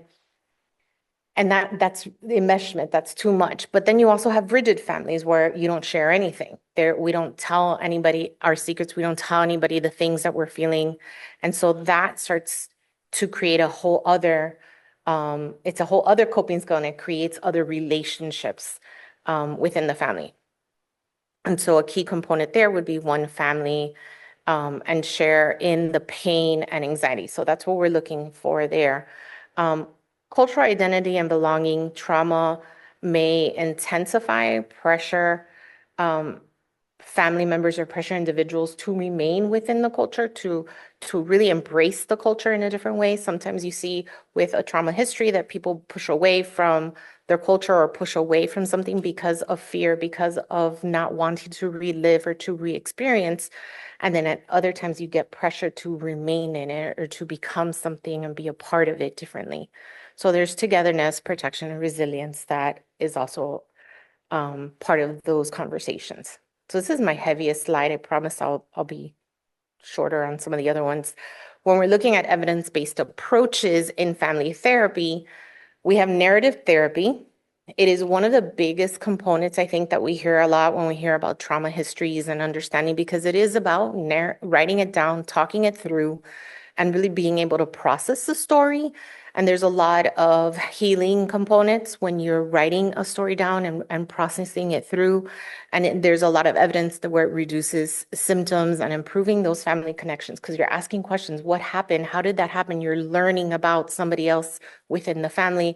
And when you do family therapy, you're asking everybody to hear the stories together and talk about it together so that that relationship and that familiar relationship and those communications start to build. Eye movement desensitization and reprocessing, or EMDR, is another big technique that's out there, another big practice, theory, therapy, and I've lost the word. But it's another style, if you will, that's out there that helps and assists with trauma. And there's a lot of research about working with people that have their own trauma history and using EMDR. So it reduces a lot of that hyperarousal and intrusive imagery. And then we have trauma-focused cognitive behavioral therapy. This one we really developed for young children and adults and adolescents. And it has moved to working with adults as well. And a lot of times it's the parent that's in the room. And so you're really looking at the cognitive distortions that are coming. What are the thoughts that the person has around the trauma, whether it's their own trauma or perhaps something that they know about somebody else from the family. And so it's a great way to bring the parent in and involve the parent in those conversations. And so this one improves emotional regulation and reduces trauma symptoms.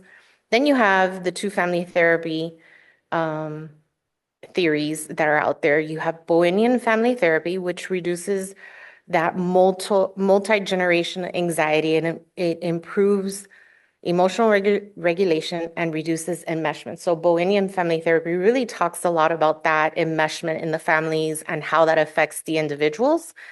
And then in structural family therapy, there's a lot of conversations about hierarchy and putting down really good boundaries between the individuals to be able to have, that improved autonomy and reducing family conflict. I don't know that I can talk this fast. Whew. Okay, so family systems theory in healthcare. I wanted to spend a little time on this because I know a lot of us here are in healthcare. And so when you have a patient, I'm gonna go really quick. When we have a patient, when somebody comes through the door, we're treating them as an individual. We're looking at what are their symptoms, what's going on with them, what's their diagnosis. We're giving them treatment options. We're working with them. They make the decision. They decide what's going to happen, what's next. They decide who we tell what to. And when we think about their family member, their family is really about how that family member is going to come and support that individual with whatever ailment is going on with them. When you add the family component to it, we're looking at how that individual's ailment is actually impacting the whole family. So it's not just how the family can support that individual that has that ailment, but we're also adding, how that family is going to impact the individual's treatment, how it's going to impact their recovery, their health overall.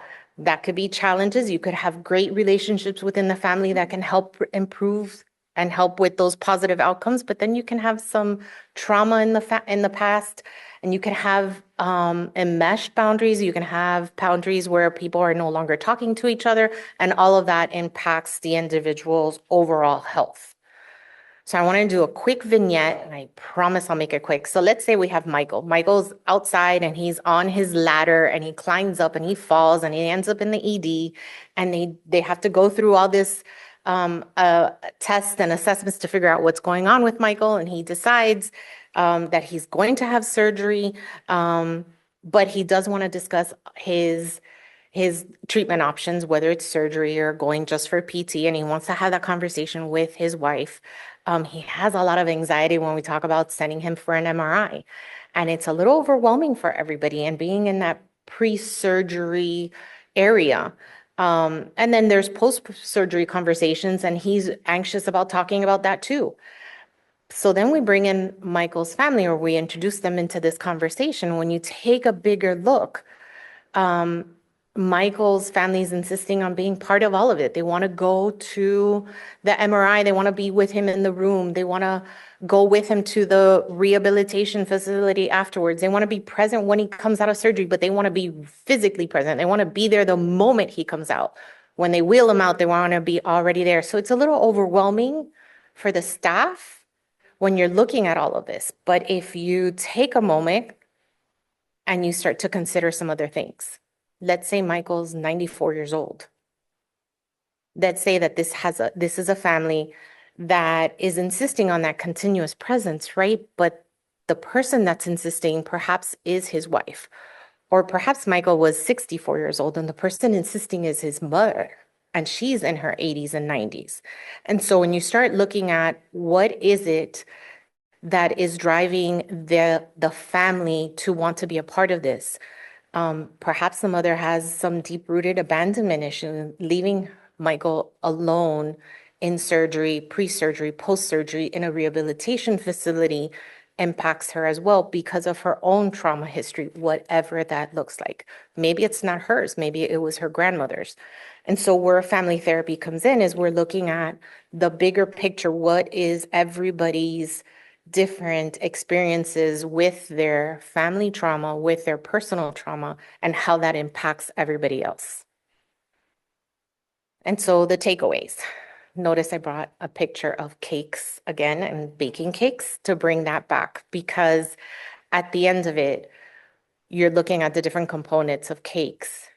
You're adding people's individuals' beliefs, experiences, emotions, their trauma experiences, but you're also adding coping skills. You're adding the person's reaction to trauma as well. So all of that goes into the mix. And so as you walk away from this, remember that transgenerational trauma can appear at any time with anyone. Trauma is relational and multi-generational. Jewish families carry unique historical burdens and strengths. Remain open and compassionate when you're hearing concerns and stories from individual patients and families. Healing happens through connection, stories, safety, and family patterns like recipes can be changed. And they're my references. Thank you very much.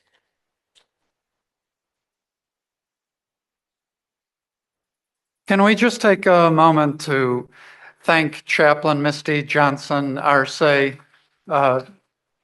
She is my teacher. She is the teacher of many of us in this room. And really, she is the one who creates space for us to have some really important community learning. So thank you, Misti, for all that you do and helping create this space for learning. And one other housekeeping note, after the Q&A, I want to make sure that those of us who are speaking, the four of us plus Misti, the five of us need to get a picture together. So don't forget. So this is my talk, Jewish Intergenerational Trauma, a Chaplain's Perspective. And to sum up, trauma-informed care in support of Jewish patients and families with intergenerational trauma is more likely to yield favorable results. And I hope, as my objective, to demonstrate the ability to recognize and address intergenerational trauma in patients and their families by applying trauma-informed care principles. I'm going to invoke some rabbinic privilege and share a brief reflection on this week's Torah portion. In synagogues around the world, we are now entering our third week of reading the book of Exodus. Last week's portion contained 7 out of the 10 plagues of Egypt, as Moses implores Pharaoh time and again to let the Israelites go forth from slavery to freedom. Where this week's portion picks up, after 7 devastating plagues, Pharaoh is feeling pressure from his advisors to relent. Pharaoh suggests letting the Israelite men leave to go worship God in the desert and then return, presumably back to their hard slave labor. Moses says, Binu reinu vizkunenu nelech, we will go out, all of us, with our young and old alike. We're all in this together. Why does Moses emphasize young and old? Why can't he just say all of us? Rabbi Harold Kushner, in a Torah commentary, cites a number of different commentaries trying to explain this. One commentator states, because no celebration is complete without children. Another says, a child without parents is an orphan, but a nation without children is an orphan people. And yet another one says, that we understand this to say we will go with our old people who feel rejuvenated at the prospect of living in freedom.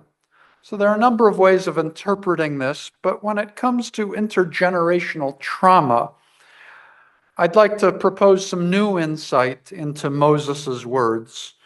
When members of an older generation experience a great trauma, like the generation of the Holocaust, their children and their grandchildren often bear the scars, as we've learned today.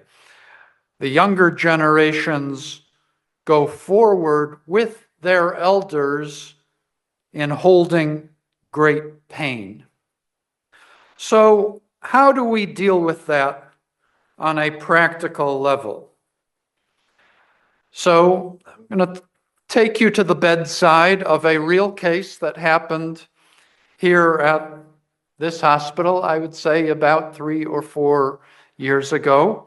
And just so you know, this was my first attempt using the Baptist Health Copilot AI tool to generate an animated image of me. So not too bad. Hanato, you can report to the corporate folks that I've made good use of the Copilot AI.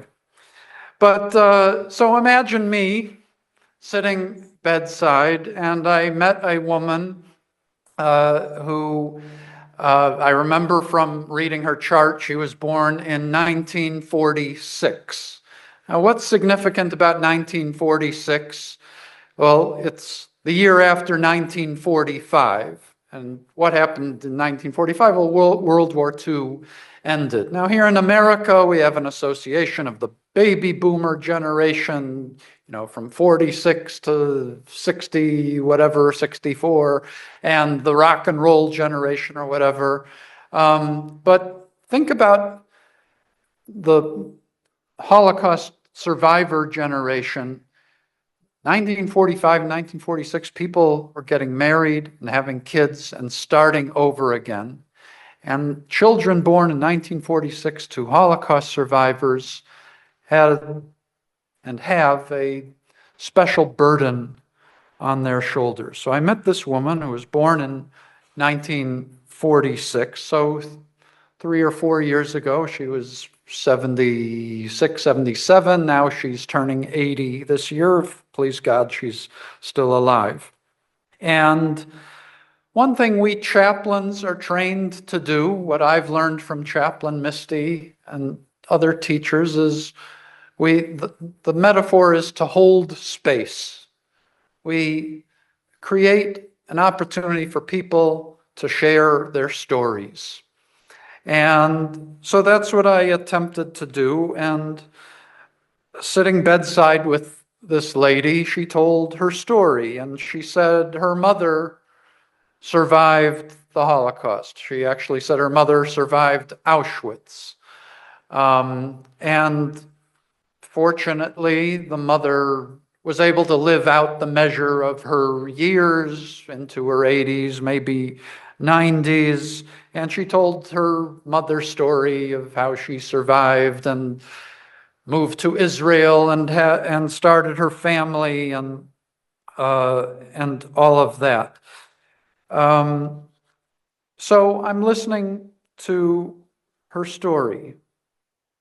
And she said that her mother, later in life, like, as an elderly woman, had severe back pain. And this patient says that her mother had to go to the hospital because of her back. She probably needed major back surgery. And what do you do when you go to the hospital and you want to figure out the treatment? Well, you get a scan, X-ray, a CAT scan, an MRI. And in this case, an MRI was called for. And according to my patient, her mother never got that MRI. She had a panic attack before getting the scan, and she wound up living with severe back pain the rest of her life. She didn't get the scan, she didn't get the surgery. She managed to live out, her years to an elderly age, but her last years were spent in great pain. And then the patient told me something very interesting. She said, I suffer from the same PTSD symptoms as my mother. Now, what is she talking about? So the mother was having a post-traumatic attack, and you'll understand why in a moment.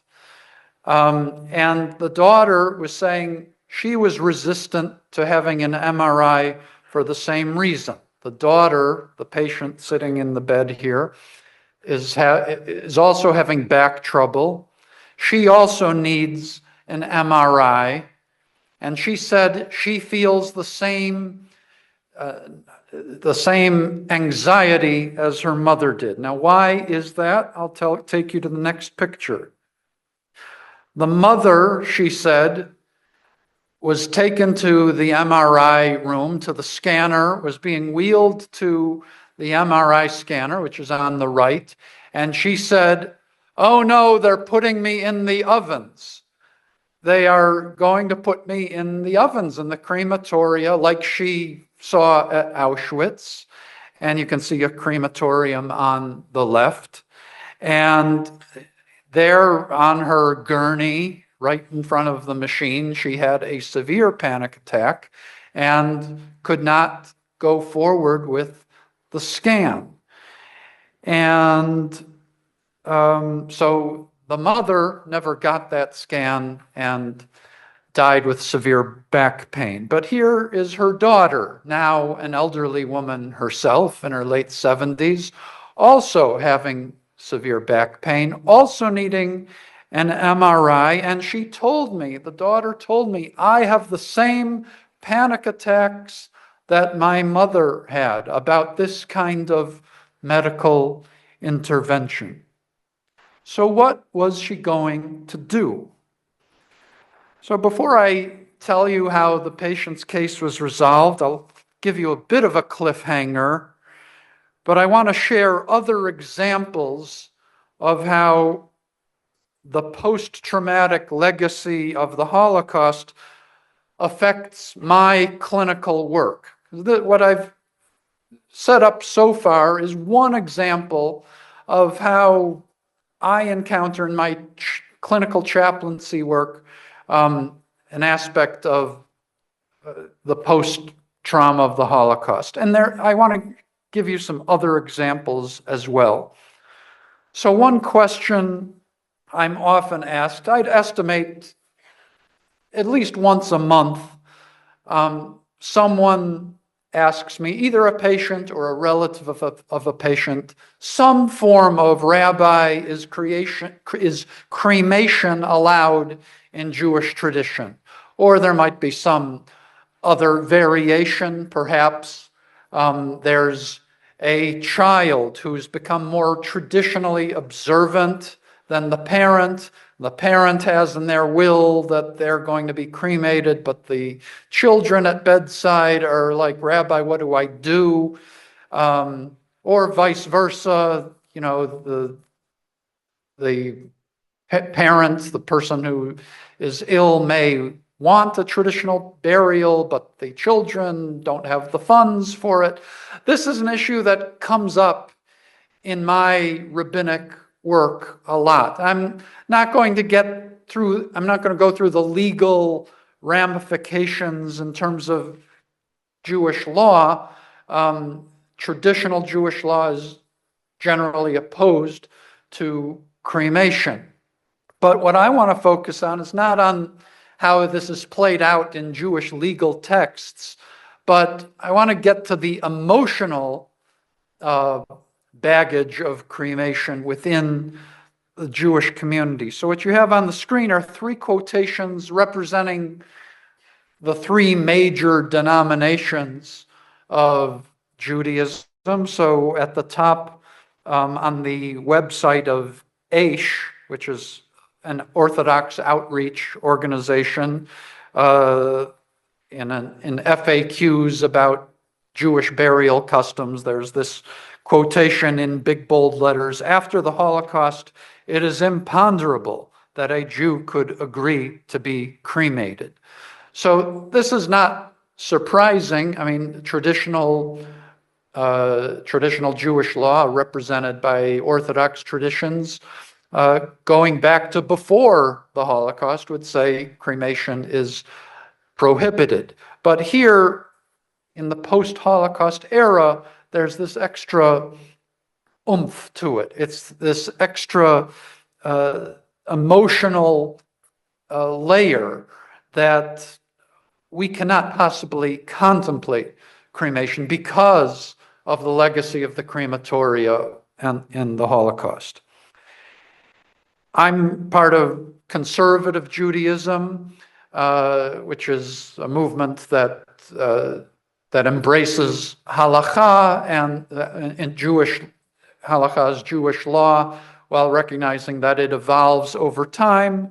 And in general, we don't do cremation, although there have been exceptions, and there's been some writing of when it might be permitted. And again, I'm not going into the weeds of that. I'm just offering an emotional quotation focusing on the Holocaust baggage here. So my colleague, Rabbi Jeremy Kalmanovsky, who's rabbi of Anshe Chesed in New York City, he wrote, contemporary Jews should instinctively recoil before burning human remains, recalling the millions of our people whose bodies went up in smoke during the Shoah. Cremation is technically defensible, but to a Jew after the Shoah, I hope it is also repugnant. And then there's a quotation that's on the CCAR website, the website of the Reform Rabbinic Association. And Reform is the most lenient in terms of this practice, and going back at least to 1892 in terms of a written resolution that allows cremation. Still, on the CCAR website, you have this quotation: although we, like our more recent predecessors, continue to acknowledge that the Reform Movement's 1892 resolution remains the formal policy of the CCAR, allowing cremation, we concur with our predecessors that today, after the Shoah, the symbolism of cremation is profoundly disturbing to us as Jews. So wherever you are on the spectrum, and there is a wide spectrum of observance across the different denominational families in the Jewish tradition, there's this baggage, this emotional valence that's coming out with respect to cremation that's affected by the historical events of the Holocaust. So this is a question that comes up in my clinical work on a frequent basis. It's not a medical issue per se, but it's something that and going from one bed to another in the hospital, I'm likely to hear fairly frequently. Another issue is something we dealt with at our symposium last year when we had a conference on end-of-life issues and Jewish tradition. And our speaker, Dr. Barry Kinsbrunner, talked about Jewish law and medical ethics and how to navigate end-of-life issues. And one area of some controversy in contemporary Jewish legal thinking is the issue of artificial nutrition and hydration. Again, I'm not going into the weeds, but there's a debate that we learned last year, and there's a recording from last year, so if you want to learn more about it. But there's a debate over whether artificial nutrition and hydration is a basic human need like oxygen that is non-negotiable, that you must have no matter what, or if in certain circumstances it takes the status of medicine, which can be withheld when it's no longer effective. So there's debate amongst Jewish legal scholars over that. But I want to turn to a quotation of a friend of mine, Rabbi Dr. Jason Weiner, who is the head chaplain at Cedars-Sinai Hospital in Los Angeles. He's a prominent Orthodox rabbi and respected bioethicist. And he said on a podcast just a few weeks ago, and he gave me permission to use this quotation, but he was talking about end-of-life issues, and he said this, quote, "With artificial nutrition and hydration, I can't tell you how many times I've been in family meetings and this issue came up and the family said, quote, Hitler withheld nutrition and hydration from my family. We're not going to do it ourselves." So again, this is another issue of medical care that I encounter, and I have experienced similar situations. I've had almost the exact same quote in my situations. He just articulated it very well and put it on a podcast. So with these different examples, you see how the legacy of the Holocaust affects medical care right up to the present moment. So what did my patient do? It's really to the credit of her nurses and the technicians involved, and she did get her MRI, and she was sedated in order not to have a panic attack going into the machine. So she agreed, she recognized that she had this issue of panic attacks, and she agreed to get sedated. I don't claim credit for that. This was what she told me after the fact when I was bedside listening to her story.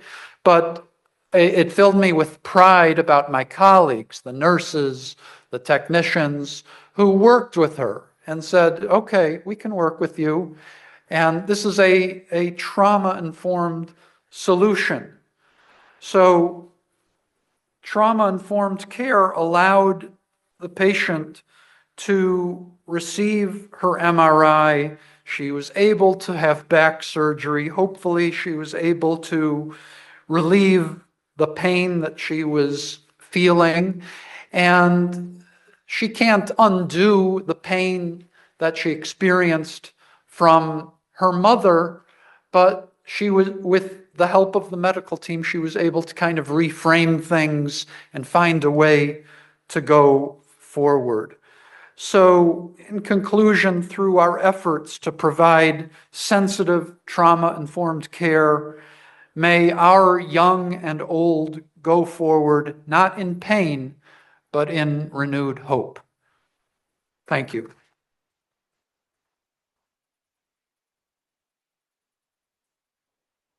Thank you, Rabbi Bernstein.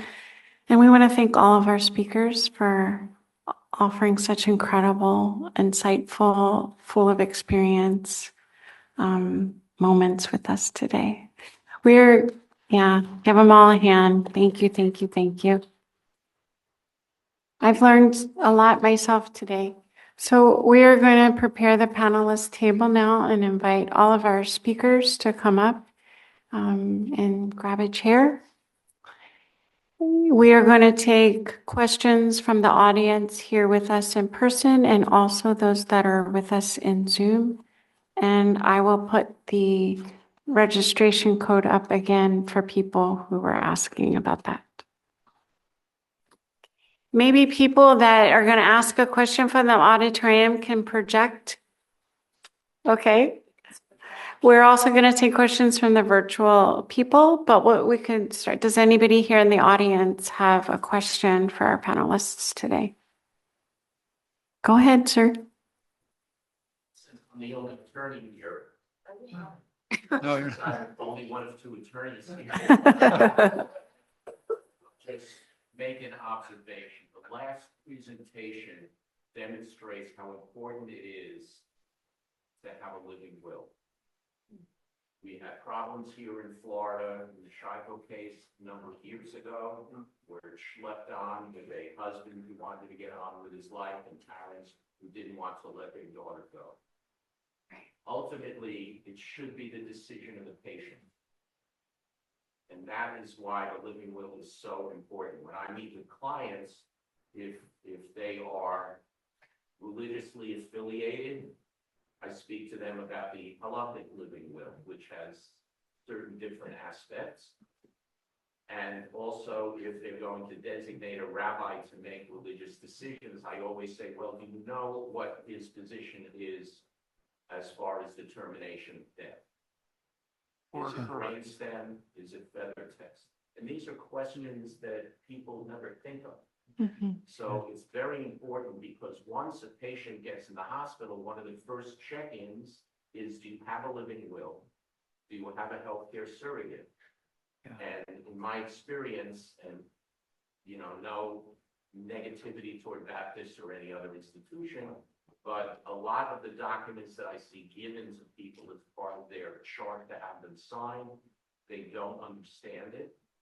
And I've read some of them, and they're basically there to protect the medical facility. Yeah. But ultimately, it's to protect the patient's choice.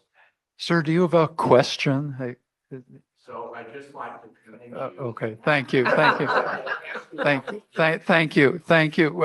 I'll jump in. So thank you, and I'll just ask if we want to prioritize questions that people have. But I will note that last year's symposium on Jewish end-of-life care, the issue of living wills was an important aspect of that, was addressed, and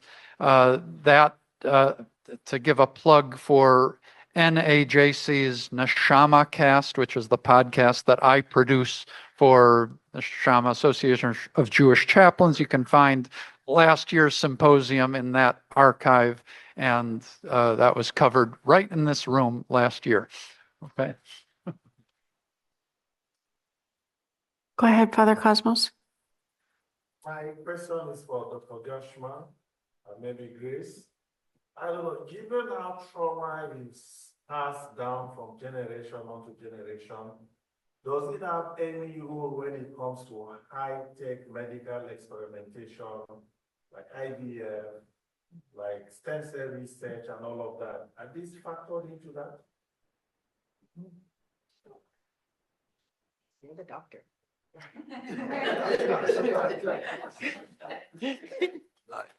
Although I'm not an expert in IVF, I do know a little bit about reproductive psychiatry, and the process itself is traumatic.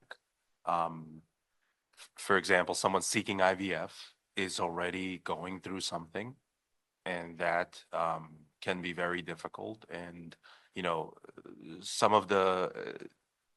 lot of people in reproductive psychiatry, the reproductive psychiatry thought process is, if you're struggling with depression, anxiety, or something's not working, don't try to get pregnant at that time. The thought is that you want to be treated, stable, healthy, happy as best as possible to even start that process. So by the time you're approaching IVF and genetic modification, something has already went wrong, and something could have went wrong biologically because of number of eggs, mother's age, father's age. And then there's psychological, and then there's the COVID pandemic, right? So again, the biopsychosocial arena is already much more complicated by the time you even approach a syringe or a pipette. Yeah. I think I'll add there that sometimes what happens is that you have women that are going through some of these treatments, and at the time that they're going through is when a trauma response is triggered. So sometimes they think they're okay. They think that they've processed trauma from the past or had conversations with family members have had trauma in the past, but then something happens in the moment or in the process of their treatment that then triggers it. And so then at that point, the importance is to get into therapy as soon as possible to be able to really have the real conversations and to be able to heal so that they can continue and then not pass those trauma experiences down to their children.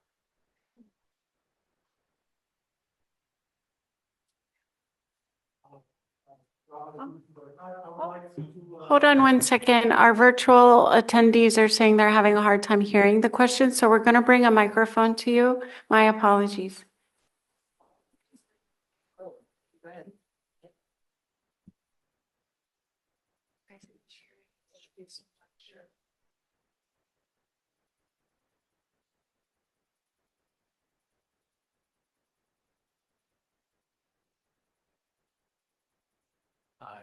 This is more of a comment, I guess, than a question, but I've noticed many of these traumatic things, we go back to the Holocaust, an incident that happened 80 years ago.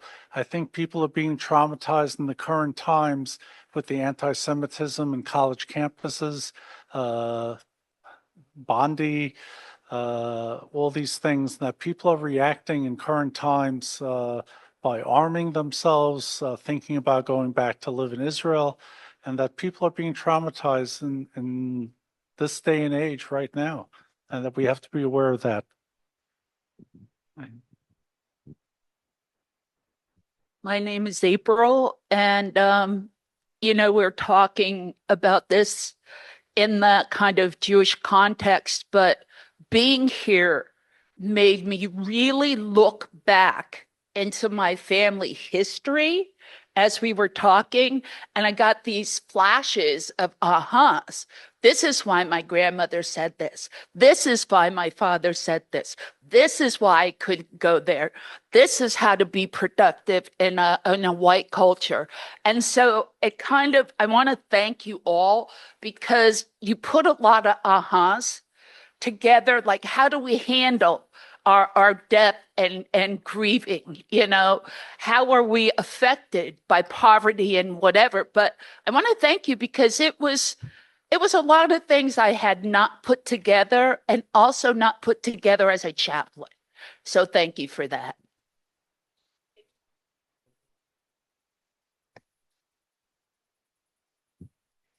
And I say amen to that, April. I'm Rabbi Cheryl, and I work at the Bethesda Hospitals East and West.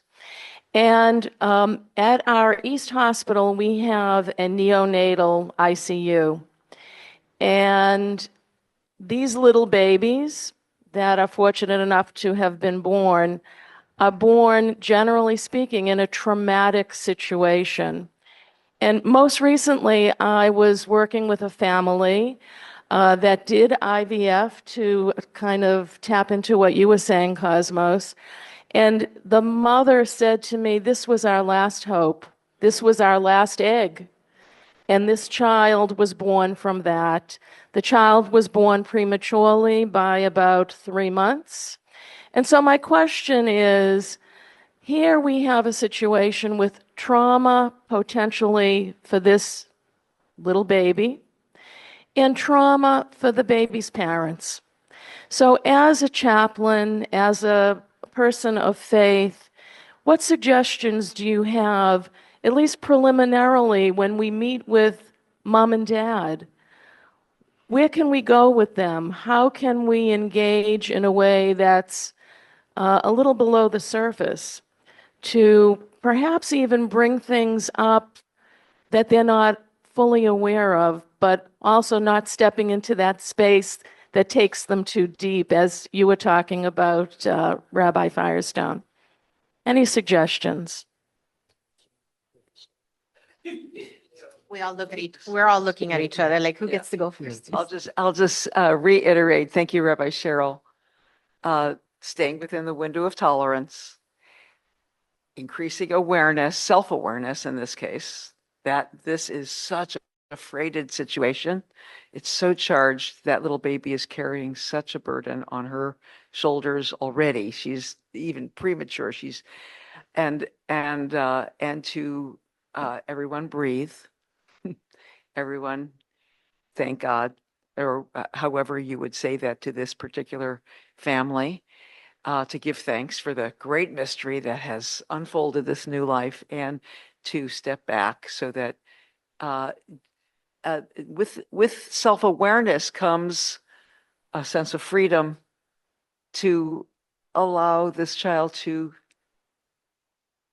kitten to unfold in her own way, that she has her own life, her own destiny. She's a great gift from the universe, or however you would say that in their language, and to let this thing unfold without overbearing upon her. That would be my first step. Thank How you. about you all? Anyone else? Yeah. The beautiful thing about Yeah, this particular, did you want to say something, Ed? No, I Okay. just echo what. I just wanted to say the beautiful thing about this particular situation is we have wonderful volunteers that come in and hold the babies when the parents can't be there. So there is that nurturance going on that is hopefully helping with the trauma that was experienced. Thank you. Hi, I'm Terry. I'm a nurse practitioner in psych and family, and I just wanted to add to something that might help. Hi, I'm Terry. I'm a nurse practitioner. I am psych certified and family, and I just wanted to add to something that might help when you're out and about, not just in family or just sitting with your friends. When people are going through stressors, like you had said, there are the 3 H's that it's really simple to remember. And that's first of all, opening the space for them to feel, and then acknowledge it and say, do you need a hug? Do you need to be held? That's the first H. The second, do you just need me to hear you? Do you just need me to listen? And the third is, how can I help if they don't need those? Just thought I would add that. That's always helped me. Thank you, Terry. Hi, my name is Danielle Hartman. I'm the CEO for Jewish Family Services. And my question is as an organization that's community-based, that's dealing with people who are handling trauma, Holocaust survivors, long-term, short-term, you all in your different capacities are dealing with people and families that may not even recognize that they would benefit from additional therapy or trauma work or fill in the blank. And you're in a limited capacity, right? You're seeing somebody, maybe they're only in the hospital for a short amount of time, a day, maybe a week, whatever that is. So my question is how do you gently suggest to families or children or extended family that they may benefit from some personal work outside of whatever they're dealing with when they're admitted to the hospital? I think that's an amazing question. And it is very gentle. Can't hear you. Lean in, lean in. Can you hear me? No? Maybe? Can you hear me now? Yeah. Okay. I think that's a really great question and not an easy answer. It is about relationship. So the beauty of having some of the patients that are staying with us for several days, weeks even, is being able to go in there multiple times and develop that relationship with them, listening early on and just being present. And then being able to hear when they do bring something up and saying some simple things like, thank you for sharing that with me. I know that must be difficult. Or, even walking away with, I'm concerned for you, or starting with that, right? And walking into that space, but also being very careful not to have them open up too much, if you will, because you're going to leave them. You're going to walk to your next patient. You're going to go someplace else. And so it's being able to kind of dance that thin line of bringing it up. And I think that's where,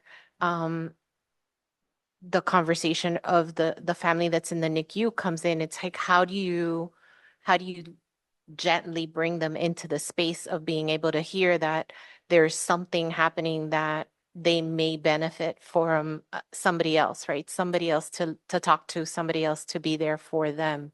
And sometimes that's what you say. It might be something that you can talk to somebody else. And I'm a little biased because I do work for Baptist and I've been here for a long time, and our chaplains are awesome. And there is nothing like them being present and recommending to a family, let me bring the chaplain to you, or let's make that referral. Let's ask the nurse, let's get them to come in so that they can be physically present. And our chaplains have these skills. And so being able to be present and sharing that moment with them.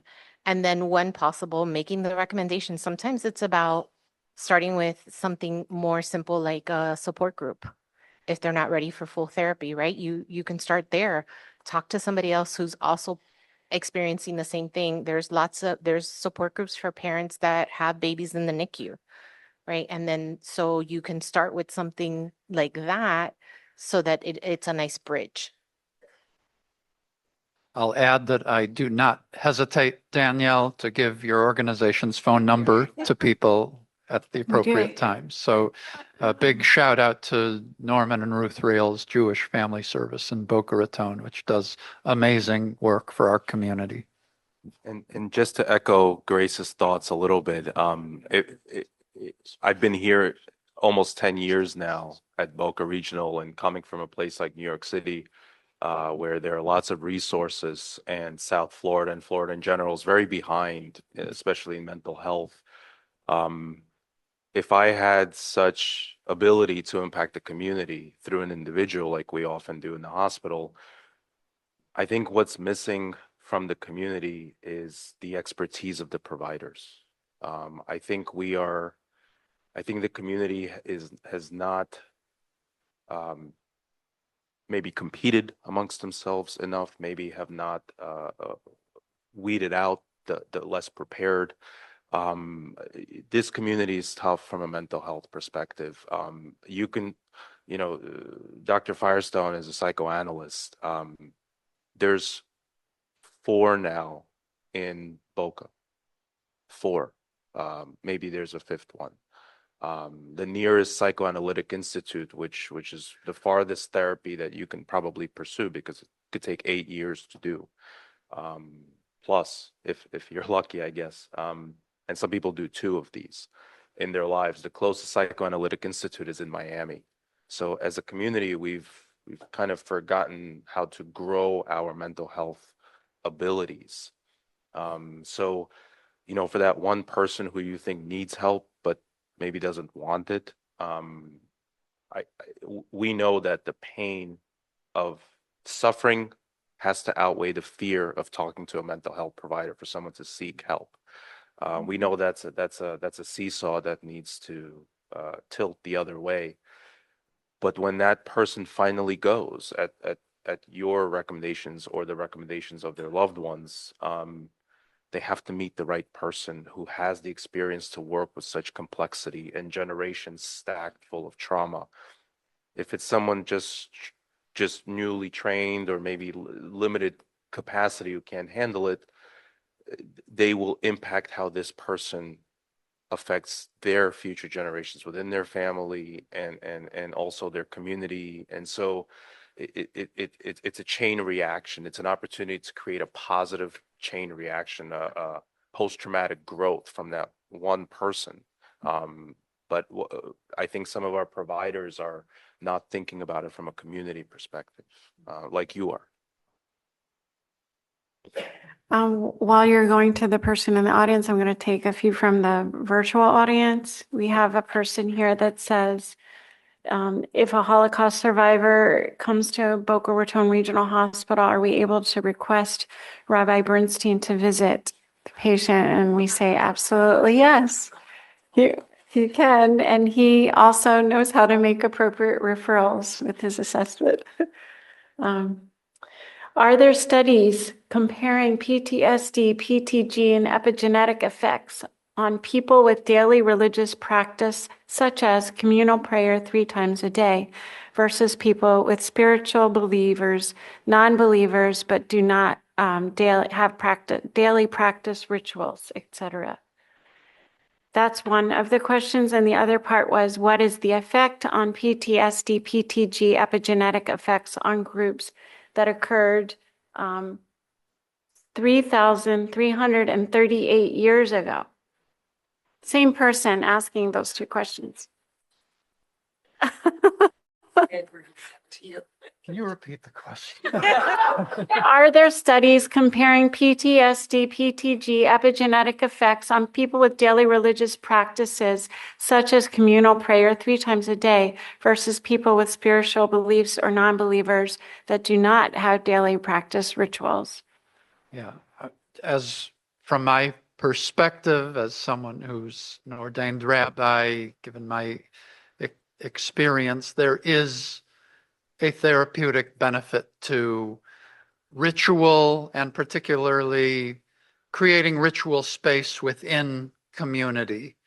I think a lot of the stress that we're experiencing now as a society in general is because so many of us are in our own little silos on our screens and feeling, I mean, we may have 4,000 Facebook friends, but we don't feel authentically connected to anyone in particular.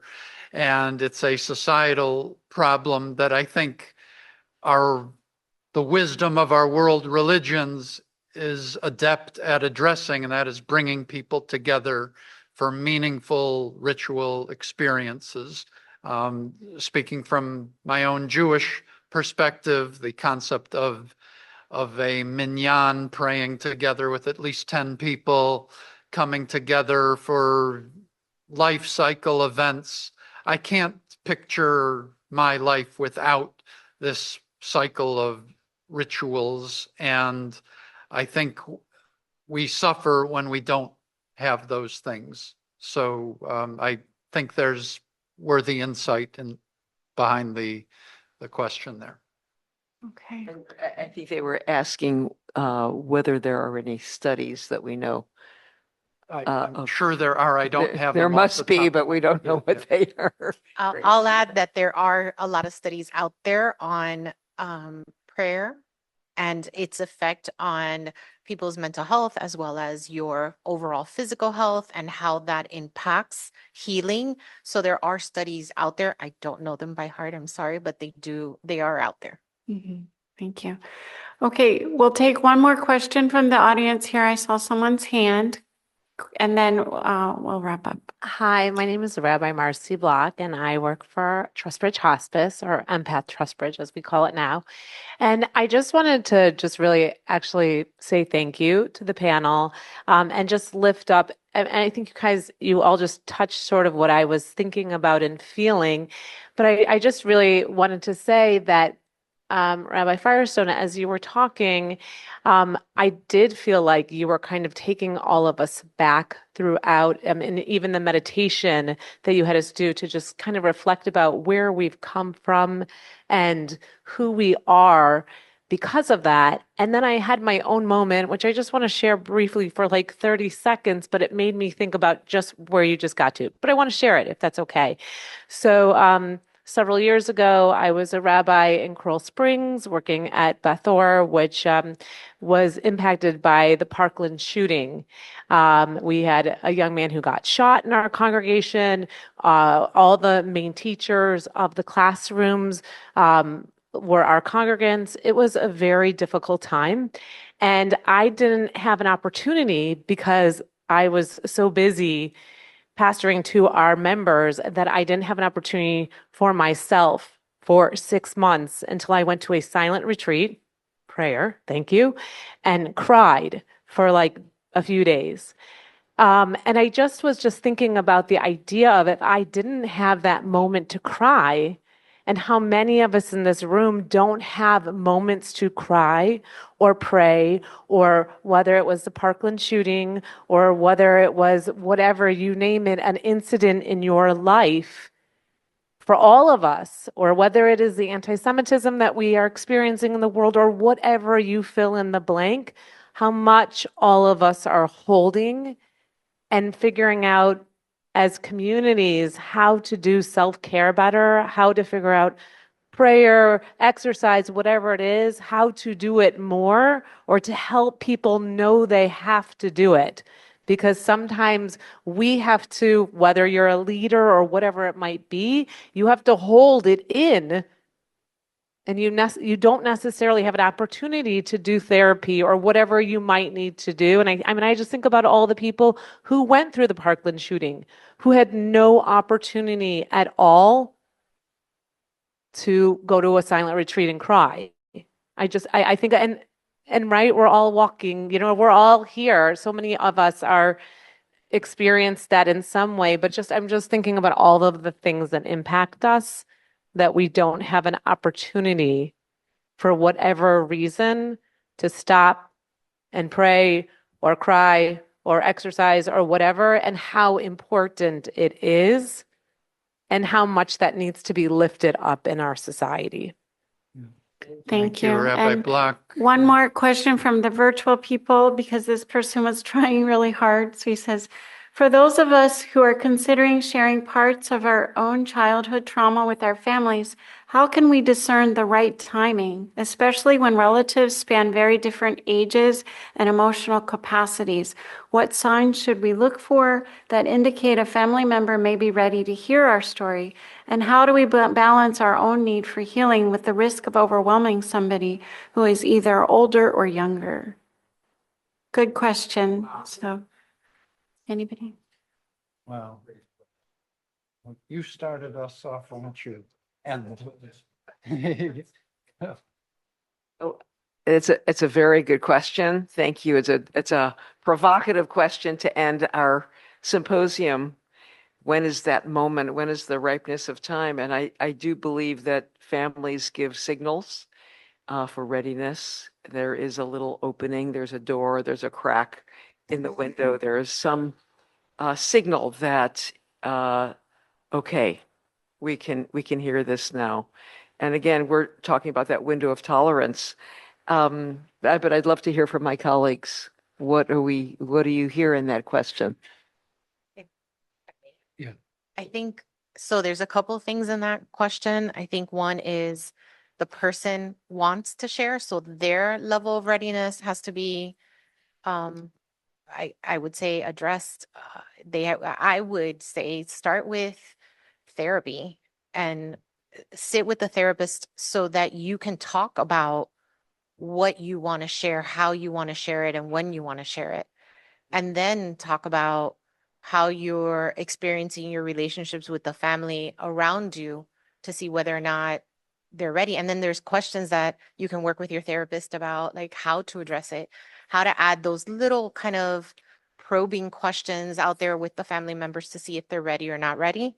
But it's a process. And I think anybody that has experienced any kind of trauma in their life, whether it's historical from somebody else that they have heard stories or their own personal trauma, talking and telling your story is hard.